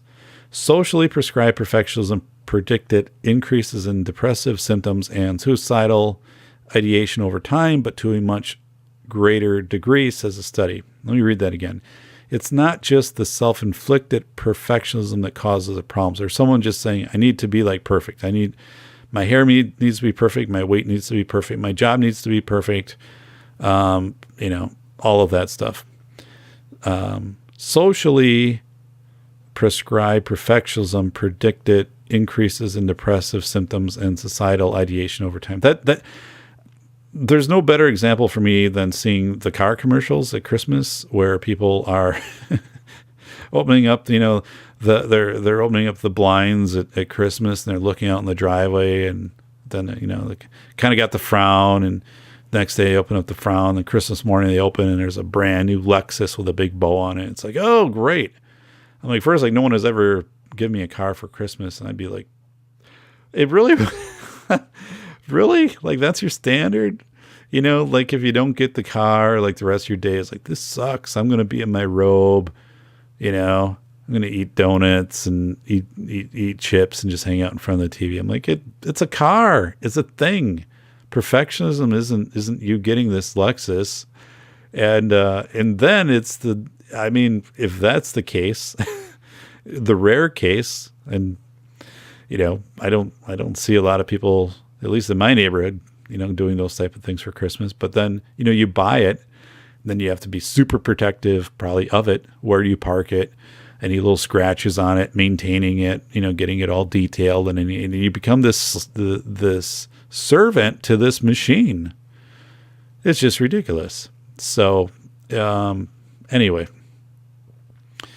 another analysis found socially prescribed perfectionism was positively related to a range of psychological disorders and symptoms of disorders, including social phobia, body dissatisfaction, bulimia nervosa, and suicidal ideation, and had the greatest relationship between other dimensions of perfectionism and depression and anxiety, which we kind of already talked about. So, again, these things are, you sign up for these, and this is where you need a member check. I talked about that too. in research, you have a member check. You have people that you go to who understand your study. I mean, you can include, findings and some things like that. You can't give away, confidential information, but these are people who say like, you're not getting what you intended to get from your question set, or whatever, or you need to look at something different, or I think you're on the right path or not. People don't go to your member set. This is where you need to really be honest with your friends, and not your friends who are your 2000 Facebook friends and trying to be real in a virtual environment. This is real with real people, and saying, let me know, like, if I'm being too critical of myself, or on the other hand, if I'm being not, critical enough of maybe some of my situation. It's like if someone is complaining really about like their job, like my job sucks, like I hate this job or whatever. And, maybe you have a member check, someone who trusts you well enough to come in and say, you know what, like all jobs have detractors, and you have a pretty good setup here. You maybe need to take a break from this, get a vacation, and some other things. But for you to come in and to complain about this, you got a pretty good benefit set and whatever. You can always change things if you want, but maybe you need to change your look. Just now analyze your perspective on this. Someone who honestly does that. That I really respect that. You don't have this anymore, and you don't have it in a virtual environment because no one's vested in you. They're not going to put the time into that. So yeah. And again, the suicidal ideation. And when we see this in commercials, I mean, everybody's perfect in commercials, and you're getting marketed to, so aggressively these days. I laugh because, I go into not Yahoo. I go into Google, and then I get my regular emails, but then now they have, for a couple of years, they've had that, promotion section. So I get all my ads from, all the different companies, and LL Bean is one. Like trying to unsubscribe to LL Bean, forget it. It just never happens. Like, Dave, you look great in this flannel shirt. I'm like, I probably would, but I don't need it, so forget it. And, I tried to unsubscribe, but, I can't. Or, for this, you're going to be it's going to be a much more enjoyable biking season if you get these special bike socks with this 4-weave wool, thing and whatever. I'm like, it could be, but I've got like 5 pairs of bike socks, and I don't really need to update my bike socks, and getting a better pair of bike socks isn't probably going to make a hell of a lot of difference in my biking experience, because my bike socks, are made for biking. And yeah, I mean, the toes might be coming out of them a little bit or whatever, but, it's fine, it's fine. It's like, I remember going in 5th, 6th grade basketball when the Air Jordans came out, and you'd wear the Air, and I got some Air Jordans, and you instantly walk on the court, and you're thinking it's the shoes are going to transform you into this awesome player, and they don't. They're shoes just like any other shoes. So yeah. So anyway, all right, here we go. When you are constantly under a literal and figurative microscope, the microscope being social media, of course, you're going to become more. I'm moving us on here. Self-conscious, says Dr. Greenberg. When self-consciousness and perfectionism increase, anxiety and depression increase as well. They go hand in hand, she says, supporting the study. True. I mean, none of this is false. Like, social media can be very detrimental. I mean, you have to be in control of your social media, but social media is designed to be addictive. There's studies out there that say, Pinterest for ladies in their 40s is extremely addictive. And, people have compared them, you look at the ideal lives, like, somebody's bored of like my summer trips or my ideal trips. And you're always in this constant comparison mode. So yeah, I mean, it's kind of like stating the obvious, Yeah, stating the obvious on this.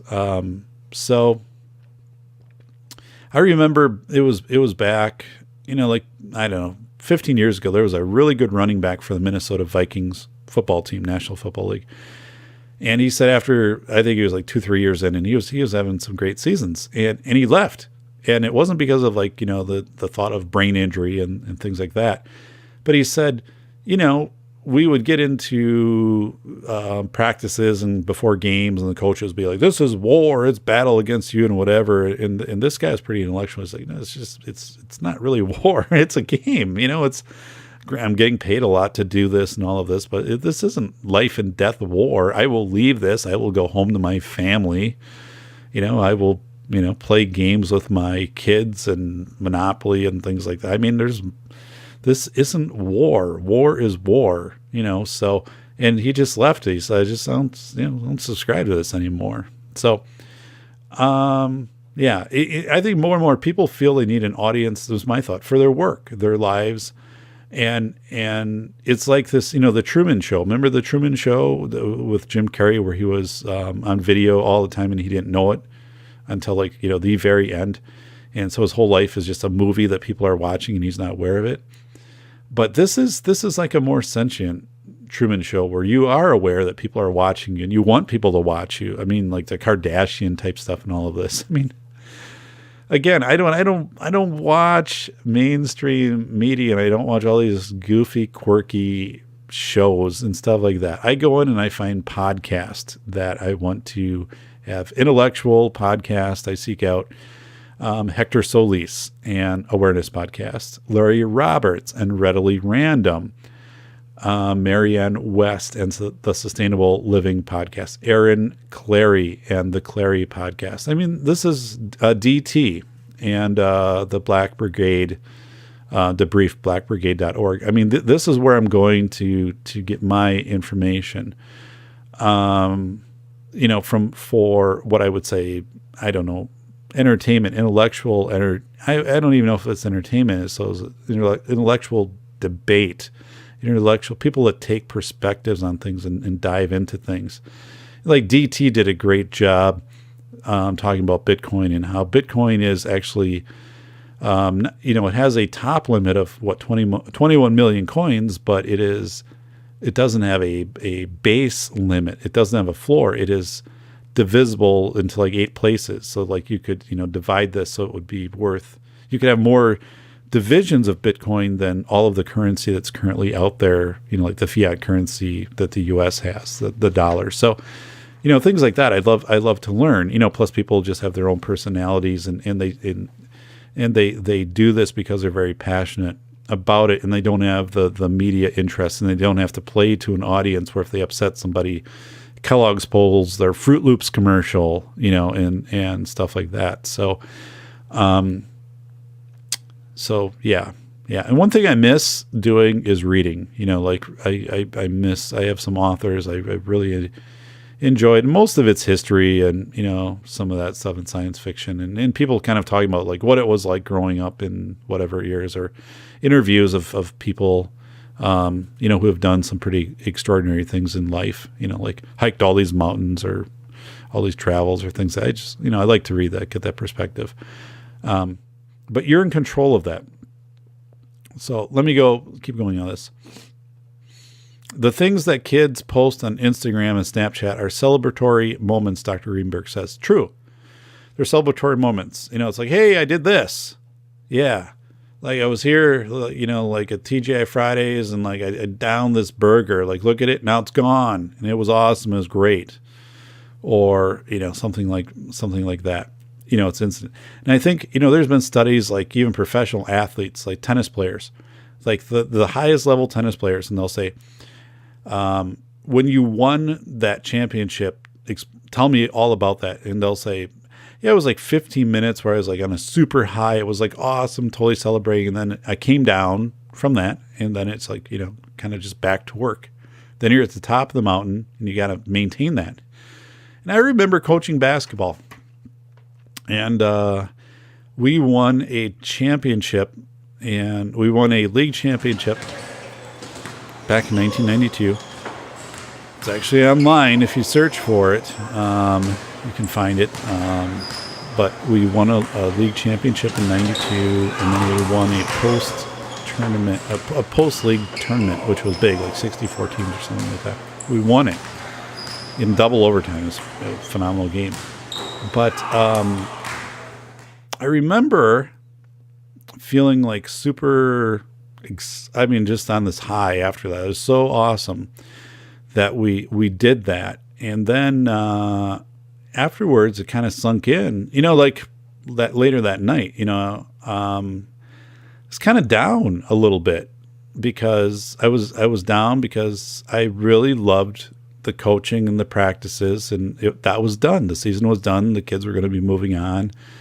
And, you research, and that's not uncommon. That's not uncommon for athletes to feel that. Even like bikers, like when I really got into the long treks of biking, like 70, 80 miles, I would get home, and after an hour or two, I'd kind of feel a little bit down because the biking was such a high. And there is like an actual, dopamine type high that happens when you hit that, like kind of the runner's high and stuff like that.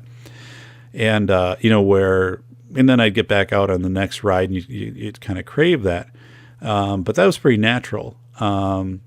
So yeah, anyway, these kids are getting these little shots of dopamine, and the gaming engineers who are putting the video games together know exactly what they're doing and how to do this. And they're working with brain specialists on, when somebody gets this accomplishment or whatever, they get a little dopamine dab, little squirt, little injection there, dopamine into the system. And then that keeps them going a little bit longer. And it's in that addiction.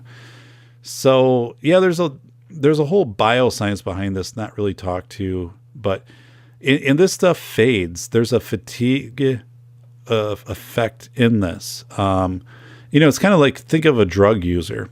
And I've listened to Sean Imes Fuller, who talked about his addiction to numerous, pretty hardcore drugs 10, 12 years ago. He's a thriving comedian now, and that's in his past, but he openly, talks about it in interviews. But, after a while, it takes more and more and more to kind of get that same high. And that's exactly what's happening here. And the more this happens, the more you become externally defined. And you're seeking that external, those likes, that you post something out there. Oh, you only got 2 likes? Yeah, no, I need 5 likes or 10 likes, or I need 8 shares or whatever. I need someone to post, or I need 5 people to post. One of the podcaster I follow, who I really like, kind of posted an ultimatum in one of his recent shows. And he said, I don't think people are listening to my show. It's not catching on. I think it is. I just don't think he markets his stuff very well, but I think he has a really strong following. And I don't think he's doing it for necessarily this big audience anyway. I think he's doing it for himself. And he does have an audience which he's benefiting of, and whether that audience be a few hundred. But he made a statement of saying, I'm going to post the show, and if I don't get 20 unique people to post to tell me that this show is of value to them and to keep doing it, I'm not going to do it. And I'm thinking, I really respect this guy. He's super intelligent, does a great show, but no, dude, don't do that. Don't do that. And again, some people aren't going to catch on. Some people just don't want to post. Okay. And some people aren't into all of the social media formats and stuff like that. So, I understand it's a lot of work to put together a podcast. He does it to a much higher level than I do as far as all of his editing and all of that.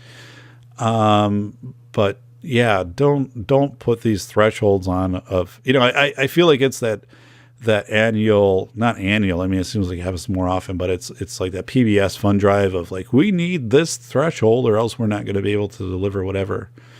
Well, whatever. So I know damn well if we don't hit the threshold, the show's going to keep going on. So, but anyway, yeah, I mean, you do it because you love it and people find you, and not everybody is going to overtly be out there and be commenting and liking and doing all that external validation. And again, this guy's show is great. I love it. So I'd hate to see him, give it up, but that's his choice.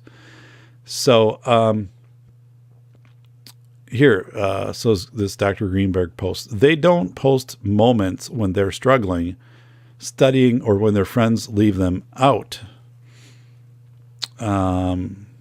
They post pictures of themselves being happy at a party with friends or on vacation looking good. Dr. Greenberg sees this misrepresentation as problematic because people look at it and say, oh, wow, their lives look so good.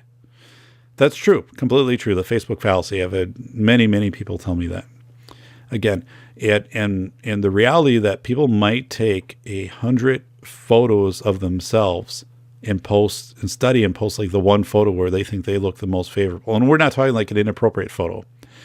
Or like, they will look over and purposely like get some photo of something they're doing. Like, here's my photo in front of this, concert scene or whatever, because they want people to know that they're there and that they're affiliated. Affiliation, I don't agree with using that term, that they are present at that event, that they have paid their fee to have the ticket, so they're standing in front of the stadium or something. And I have a good friend who is building a house, a big house, really nice house. And I think I have a nice house, but my house was built in 1979. We've updated it many times. It's I like it. I never come home thinking I wish I had a better house. Or lived in a better neighborhood or something. I like my neighbors, like my house, but it's not a mansion. I mean, it's a nice house, but one of my friends who has a bigger family is building a bigger house, and he's moving in summer. And he sent me some pictures of like the diagrams of the house and some of that stuff, and how it's going to be laid out. And I actually felt I was good. I was happy for him. So I was talking to him. I'm like, I'm happy for you. I mean, you have a growing family. They're going to enjoy this while they're young. You need the space. Like, you definitely need the space. You're not showing off. This isn't something you're bragging with. This is so cool. Your family, the things you're going to be able to do. It's a better geographic area, better community. I think to raise a family in than where he's at right now. Just not as congested. So I'm happy. I'm not sitting here saying my friend is building this house and stuff, and well, man, like my house isn't like that, and it's not going to be brand new, and it's not this size, and it doesn't have this game room and whatever. I'm like, I'm happy for him. That's cool. He's a great guy. He works hard. His wife works hard. His kids are young. They're going to be able to enjoy this house, and yeah. So, but a lot of people could look at a picture like that, and he doesn't post it online and do all this other stuff, but people could look at that and say, well, look at him. Here he is. He's bragging it up. He's doing this, building this big house and all of this stuff in this neighborhood. And who is he? And then that turns into thinking, well, who am I? Look at my house. I don't have this. I'm not going to have this. I'm not as good as this person. I don't have this for my kids or whatever. It's all garbage, but that's how that stuff happens when people become externally motivated, and when you lose out of just being truly happy for people. When you just lose out of being truly happy for other people. And like I said, for my friend, I'm truly happy for him because it was a home that he had grew up in, a starter home, I guess, for he and his wife, and they outgrew it, and they had the means, and I'm happy for the guy. I don't live anywhere near him, otherwise I'd help him move, but I'm happy. I'm happy for him. Let's move on. There are two sides to every story, right? And then the answer right after that is wrong. Dr. Greenberg sees no benefits in perfectionism. It's, quote, it's in and of itself a problematic concept, she states. I think when young people are motivated, there's a wonderful thing. That's a wonderful thing. But motivation and perfectionism are not interchangeable. True. I mean, if you're motivated, I think that's reconnaissance, and that's willing to try things. It's willing to fail at things and to find out what you're good at and what you're not, and then just pick yourself up and move on to other things, and failure's okay. It's not like, I played a lot of high school, athletics and stuff like that. I mean, you win some, you lose some, and you learn and you move on. It's just the way it is. So there are two very different concepts and unrelated between perfectionism and being motivated. So, yeah, I don't know. I don't know if I would draw those two terms, because I mean, you can be very motivated to be a perfectionist. I think there's a difference between being a striving for perfectionism and striving to understand the world and to understand yourself, which is coming from more reconnaissance and the skill of like debate, understanding other perspectives, understanding fake news versus authentic news, how to validate things, and being comfortable with who you are. You know, so I'm not sure that was a great comparison from her, but anyway, this is going to be a longer one, folks, but I think it's good. I'm enjoying this. My voice is getting a little dry. Like I said, there's almost like no humidity down here. So, okay, this is from Dr. Greenberg. All I have seen come out of this is anxiety and depression. So trying to seek perfectionism. Perfectionism is laden with anxiety. You're chasing after something very elusive. Not only elusive, like perfectionism is subjective, and there is no such thing as perfection. There's no objective perfectionism. Like there's no perfect circle that you can draw or a machine can draw. There'll always be tolerances. And there's so objective, and there's no subjective perfectionism. You know, like what is the perfect person? What is, what is the perfect painting? I don't know. Who the hell knows? I mean, it's what you pull out of it. I mean, so, and of course it leads to problems because nobody can be perfect and nobody should be perfect. Well, first of all, like there's no such thing as perfection. There's no such thing as like, here is the one perfect person in the world that we all measure ourselves up against. And then, we have similarities. Things will always be similar. Things will always be similar. Like this bridge is similar to this bridge is similar to this bridge, even though they're all built off the same blueprint. This person might be similar to this person, similar and because of DNA and whatever, but nobody is the same. Nobody has had the same experiences and whatever. So this whole thing, there is no perfectionism. And once you got to perfectionism, actually, that would be a significant weakness because it's one of those things, like if you had something that was completely, that you identified as like, this is the absolute perfect corn stalk because of the way that we have engineered it through, bioengineering and DNA modification and whatever, it's resistant to whatever. Well, if some, disease or non-native species comes in and finds a weakness in that, it's wiped out because like it has no defense. Like you've exposed the one weakness and you can totally wipe it all out. So that's where diversity is a strength, because you've got different some plants will make it, they'll do okay, some plants won't, but yeah.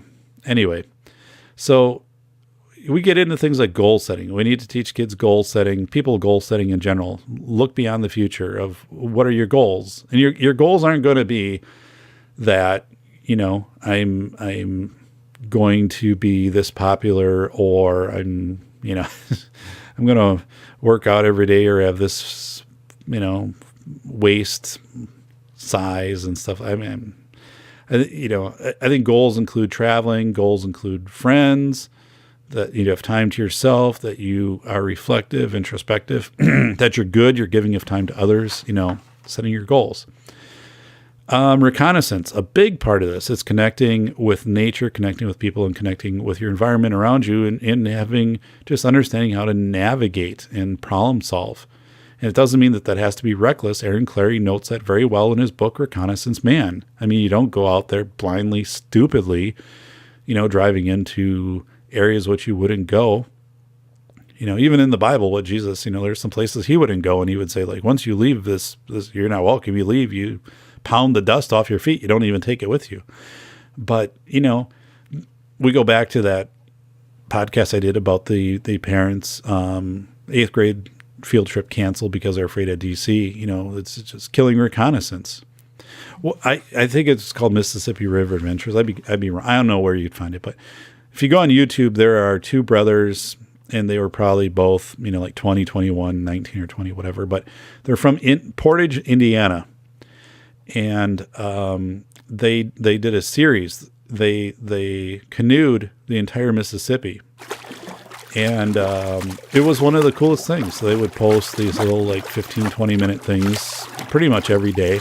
I don't know, it took them a few weeks until they got down toward the Gulf of Mexico. And then you don't go all the way out to the Gulf of Mexico because you don't take the canoe into the ocean. But you know, it was amazing because, you know, they start out and they have a lot of energy, and then they have some ups and downs. They have to learn things like how do you navigate the locks, and then like their can opener broke, so they had to like go into this community. But you know, people reach out and they help them, or would buy them some meals, or you know, take their pickup trucks and move their canoe beyond like a dam so they could go down, and you know, I wouldn't have to navigate that on their own. And but just the experience that they had through reconnaissance. But I'm putting myself in the perspective of parents because I'm old enough to have kids their age. Of like, I'd be pretty nervous about that. Like, I'd have to sit down and really think, like, do I want my two boys to be out there because, you know, some jerk could, you know, scoot by and capsize their boat, or, you know, who knows what could happen, or some storm could hit. But the other side is they're young, they've planned this out, and they will remember this for the rest of their lives. And this is going to forge problem solving in them. They're going to get to see things that they've never seen before in their lives. They're going to be tested. And at any time, I mean, these guys could have, you know, pulled up somewhere and got on their cell phones and you know, their dad would have come and got them. So, but I'm thinking this type of stuff needs to happen. It needs to happen. And we can't move toward this hyper society. And they were posting then this video. I think that they then I don't believe they posted it necessarily during their journey. I think they recorded these video clips. This was a couple of years ago, like 4 or 5 years ago, and then they posted them after their journey. These little clips, but it was really amazing. And I remember one of their last nights they pulled up, I think somewhere in Louisiana, and someone came down and took them in and took them, I think, to a casino. And apparently they were old enough and bought them like a buffet and you know, washed their clothes, you know, and got them some provisions and they sent them on their way, and they had a small ways to go yet before their dad had picked them up. But again, that type of experience for these guys will forever be there, and it just so valuable. And again, you can limit and select your social media. It's not as if you have to subscribe to these things. It's just insane. And they don't mention that too. So anyway, and I think it's getting to be more of a trend, more acceptable to not be on social media. I know more and more people who just aren't. They're saying it takes up too much time, and it's, you know, I know that my stuff is being harvested, and they kind of understand the game that's being played. Okay, so there's article comments from this, and I'm gonna pull out some of them, try to move this up, you know, because I know we're at a 2-hour mark. This is longer. This is the podcast you listen to on a long trip, okay, or you want to break up. I think it's a good podcast, though. Okay, I put a lot into this one. Not that I don't know others, but I mean, I've got 8 pages of notes here. So article comments, and so getting into the article comments, most important. Life is not perfect. It is messy and imperfect. It is okay for things to be imperfect. So somebody posted that. I agree. Here's someone just saying, you know, life's messy. You can't predict life. Perfection isn't the goal. Go with it. Make the most of it. Nice. Okay. And there were some posts like that. So there were a lot of posts. I tried to pull out posts that kind of represented, you know, where there might have been 3, 4, 5, 10 other posts similar to it, not just standalones. I wanted to kind of get some themes here. So, and I detail that out. I have a really detailed blog post that'll go with this, a really detailed blog post. Another article comment. The good old days of watching a small screen black and white TV. Have to get up and change the channel. Be lucky if you can get at least a good 4 or 6 channels depending upon where you lived, and bang on the side of the TV to receive good reception. AM transistor radios, later AM and FM, rotary landlines, and public phone booths. The youth of today could not survive that. I did, and I could survive that if we went back to it. Okay, so this is someone who's obviously older, and they're saying, it's the young generation. They just don't get it, and they can't do it. And didn't that go back to like the times of like Aristotle and Plato, like saying the younger generation, they just don't get it. So it's just kind of a societal thing. Yeah. So, but a number of people who clearly just boxed millennials and said, this is one of the weakest, most incompetent, unwilling to work, me that we've had. But you know what? A lot of millennials, are very cautious with their money. I mean, they've been through the 2008 crash. They're not going out and they're not pumping into this consumerism, which is a big part of America and has also been prescribed to, a lot of the baby boomers who take their $200,000, $300,000, $500,000 RVs and take them down to RV camp. So, this is broad brush painting type thing of like, it's the them versus us. Let's move on. Another quote, from a comment. That's because the social media culture is all about look at me. And when no one is looking at you, they get depressed. Social media as an outlet has morphed into a horrible thing. Humans abuse and twist everything into something awful. Okay. Well, yeah, social media in itself, the argument can be made is it's just a media, just like when the telephone came online, just when radio came on, when TV. It's morphed into a horrible thing in some regards. I mean, it's gotten, it's become manipulated through advertising and obviously things like that. It's free. So, there's something they got to be extracting out of you. And then this whole thing of humans abuse and twist everything into something awful. Not true. Not at all. Let's move on. The problem with a lot of these kids is simply that they don't know how to lose. They were never provided with the tools to cope with failure. Unfortunately, the ability to overcome and learn from failure is mandatory for success. Their inability to deal with adversity is a huge roadblock. I think that's accurate. I think that's accurate. I'm going to change that a little bit of they never were provided with the tools to cope with failure. That was done more of an adult jumping in. I remember that 20 years ago being on a report card committee in a school where they wanted to get rid of failure. They did get rid of failure. They got rid of it because they thought it stigmatized kids and a kid didn't want to be, or parents were argumentative with failure. So they replaced it with skill emerging. So you basically had whatever, you couldn't figure out how your kid was doing. So here's a report. I don't know. Are they doing well? Here's a 1, here's a 2, and then here's an emerging. So, this whole thing of failure, and we go back to everything, 150 years ago. I mean, how many prototypes were there of things before, that didn't work? And then you took the prototype and you go back to the drawing table. So, but it's like you have to get it right the first time. I mean, and there's so little tolerance of letting people try things. And if you don't get it, it's failure. So, and I don't think there's a correlation here. This person says, unfortunately, the ability to overcome and learn from failure is mandatory for success. Yeah, I don't know if it's mandatory for success. It's mandatory for growth. And to understand that you will have failure is mandatory for you to, I guess, also identify where your strengths and weaknesses are, because if something is just not your strength area, there's going to be a point when it's not going to make a lot of sense to keep investing in that versus like playing to your strengths. That's that whole Marcus Buckingham trombone player won it video series. Okay, another comment. What is driving people into depression is the fact that they don't do anything. They sit and watch videos, video games, text, and really have nothing to do. Now they don't know how to do anything. Ask any of them to change a tire with a question mark, plant a garden, do anything real. When you can't really do anything, you should be depressed.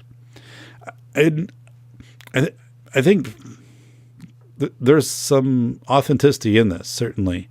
The fact that we are becoming more and more with video games, with virtual reality instead of reality.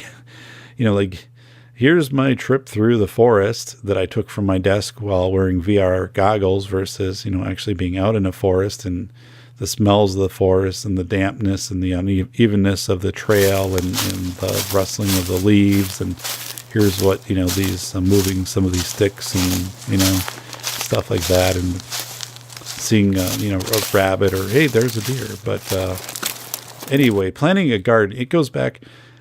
Last year I worked on some landscaping. It was a hot day, and I filled up my wheelbarrow with lawn soil, had it out in my yard, and was mixing it in with, I think, a little bit of lime. And I remember how warm and just how great it felt to run my hands through this soil, like how awesome that was. It was good. And it is that thing, we lose touch. We're losing touch more and more. But that's not millennials necessarily. That's societal.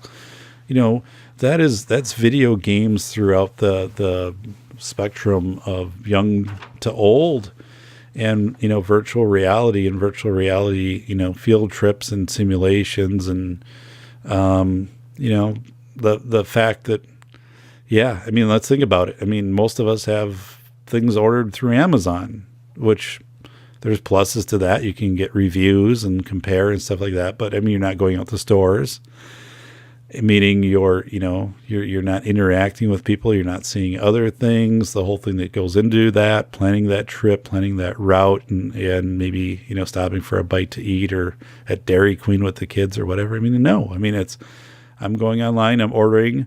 There will be a brown box. It will be delivered. It will be outside my door, and sometimes the doorbell will ring or something.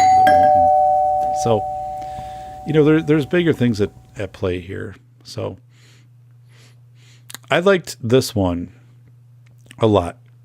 Okay, this one. Having been a hiring manager and I'm reading these verbatim, so there's some, mistakes in the way some of these are written, but having been a hiring manager for 25 years, I have firsthand knowledge that the young adults of today are not striving for perfection. They are petrified of social failure. I think that's true. This person is looking at it from a different perspective, and I appreciate that, of saying it's not the fact so much of that you have to be perfect. It's that we have stigmatized failure to the point where nobody wants to, nobody wants to fail, but if you fail, it's portrayed as horrible. It is a nasty, bad, thing, and we've scrubbed that out of school report cards. Nobody talks about failure. Administrators don't want kids to experience failure. You don't even bring them up to that threshold. The warmth of, we're getting closer to the zone here where this might be a struggle for you. This might be the academic rigor threshold, and you might fail. And if you do, we'll pull back and we'll try it again with some different supports or a different approach. But people don't get close to that fire anymore.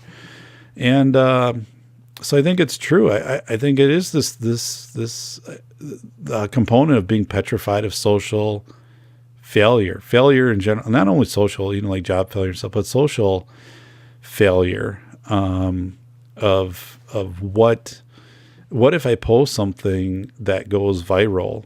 I'm not aiming for perfection. I'm talking about something I'm doing. I'm not trying to make a statement. I review a movie or some trip that I do or whatever, and for some reason something goes viral, and I crumble, with it, or I get attacked or something like that, or I give an opinion that I think maybe is pretty neutral at the time, and it gets turned against me, maybe even by people that I don't even know. And that's happened. It happens.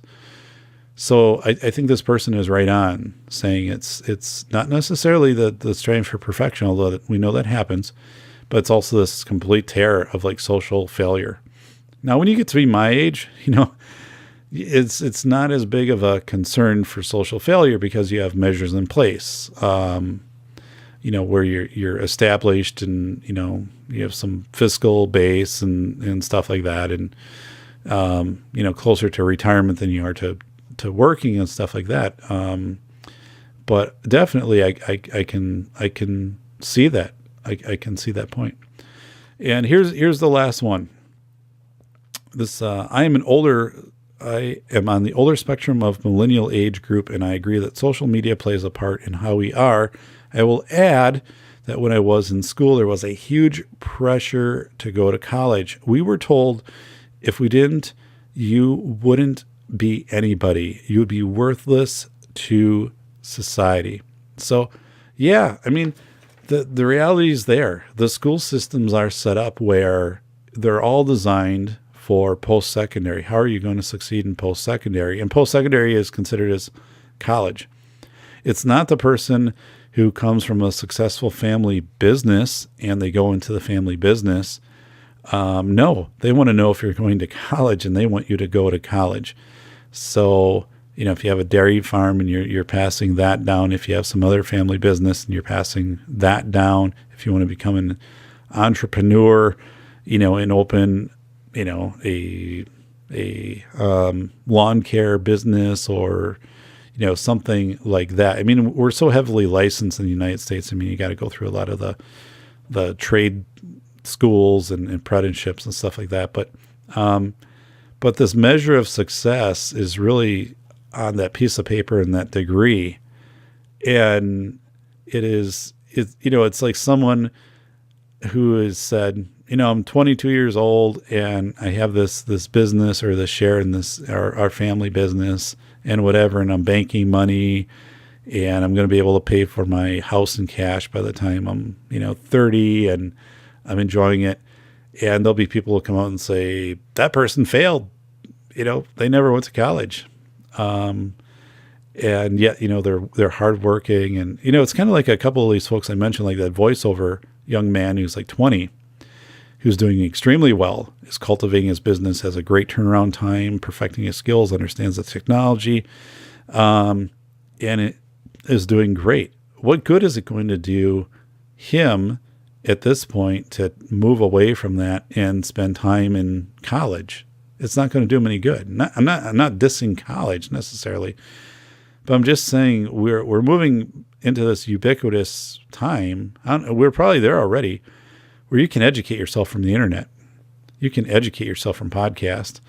There is wisdom out there that you can find that you could not find readily 15, 20 years ago. I mean, you'd have to go to a library. You'd have to pull stuff out of books. And remember the old encyclopedia stuff? I mean, I had a roommate in college that sold encyclopedias. You don't have to do that anymore. So, yeah, I mean, it is one of those things where we still have a society of it doesn't matter how successful you are to some extent if you didn't go to college. And just how crazy, how crazy that is. Or complete college. But all right, this has been a longer one, folks. I hope the audio turns out, because if it doesn't, I have to re-record this. It has been a long show. I've really loved doing this. We've got some new things introduced in this show as far as using a different video capture. So I think you're going to notice the colors are going to be better in this. And of course, our audio should be better because we have different gain settings, different drivers. And I'm going to convert this into a wave, an uncompressed format, and then going into a compressed format through Auphonics. So we should have a much better audio file for those of you who really, can pick up on those things in the podcast. Because some of you are listening to podcasts in a car or whatever else, not noisy, so you're not really getting it anyway. But those little nuances, but I think it's gonna make a difference, and I'll continue to refine that. So thank you again for supporting the show. I appreciate emails. I appreciate Twitter followers at safetyphd.com. You can, or at safetyphd on Twitter, at safetyphd. You can go to safetyphd.com to learn more. The blog is there. It's regularly updated. It's safety for you, your community, your family. We get into some other things too, but really this is the space that we occupy. You're intellectual, and I'm getting the rhetoric out of this for you, and I'm helping you to through your own pace consume this, to think about it, aspects of this that apply to you, that apply to your family, and the more and more you listen to this show and listen, I think, to some of the other shows that I guess recommend it. I just think it's going to make you. It's going to sharpen your intellect. It is the file that's sharpening your intellect, and I think you're going to enjoy it, and you're going to see that transfer into the discussions that you have in people. It brings up that fake news detector better, and it helps you realize I'm not in this crazy world where I'm just trying to be manipulated and nothing is really making sense. That there is a lot of sensical stuff out there, which is having all of this frosting of media and advertising, all of that stuff thrown on it. And especially right now, because mainstream media is dying and they're doing everything that they can to try to survive, again, thank you so much. And have a safe 2018. I know across the country, we have a lot of treacherous road conditions right now. So be careful in any travels that you're doing. Take the extra time, and really take the extra time. Throw in that extra jacket, hat, gloves, boots, shovel, whatever in your car. I do that right now, and be safe and be appreciative for what you have, folks. And I'm very appreciative of all of you. And for my international audience, I want to thank you very much. France and Germany, and really thank you a ton for that. For listening, and thank you, California, for just really upping the downloads of the show. And again, I'm reachable, folks. I'm reachable. Go to safetyphd.com. And you can post in the comment section of a blog. The blogs accompany every video, and you can email me questions, and I'll gladly answer those. Or you can say, I'd like you to address this, if you would, in a future podcast, and I'd be glad to consider that and most likely do that for you. And I don't charge for that. I don't have a consulting thing, but Dave, I want to learn. You mentioned this, and can you explain more about it? Or here's what I'm seeing, and whatever. So. Thank you again for tuning in to Safety Doc Podcast 57. And take care. Stay warm. We are about to warm up here in Wisconsin after this 3-week deep freeze. And just think, folks, 2 months and daylight savings time. So how time flies. Thank you again, and wishing you the very best for 2018. This is David Perodin, the Safety Doc, signing out. Best to all of you.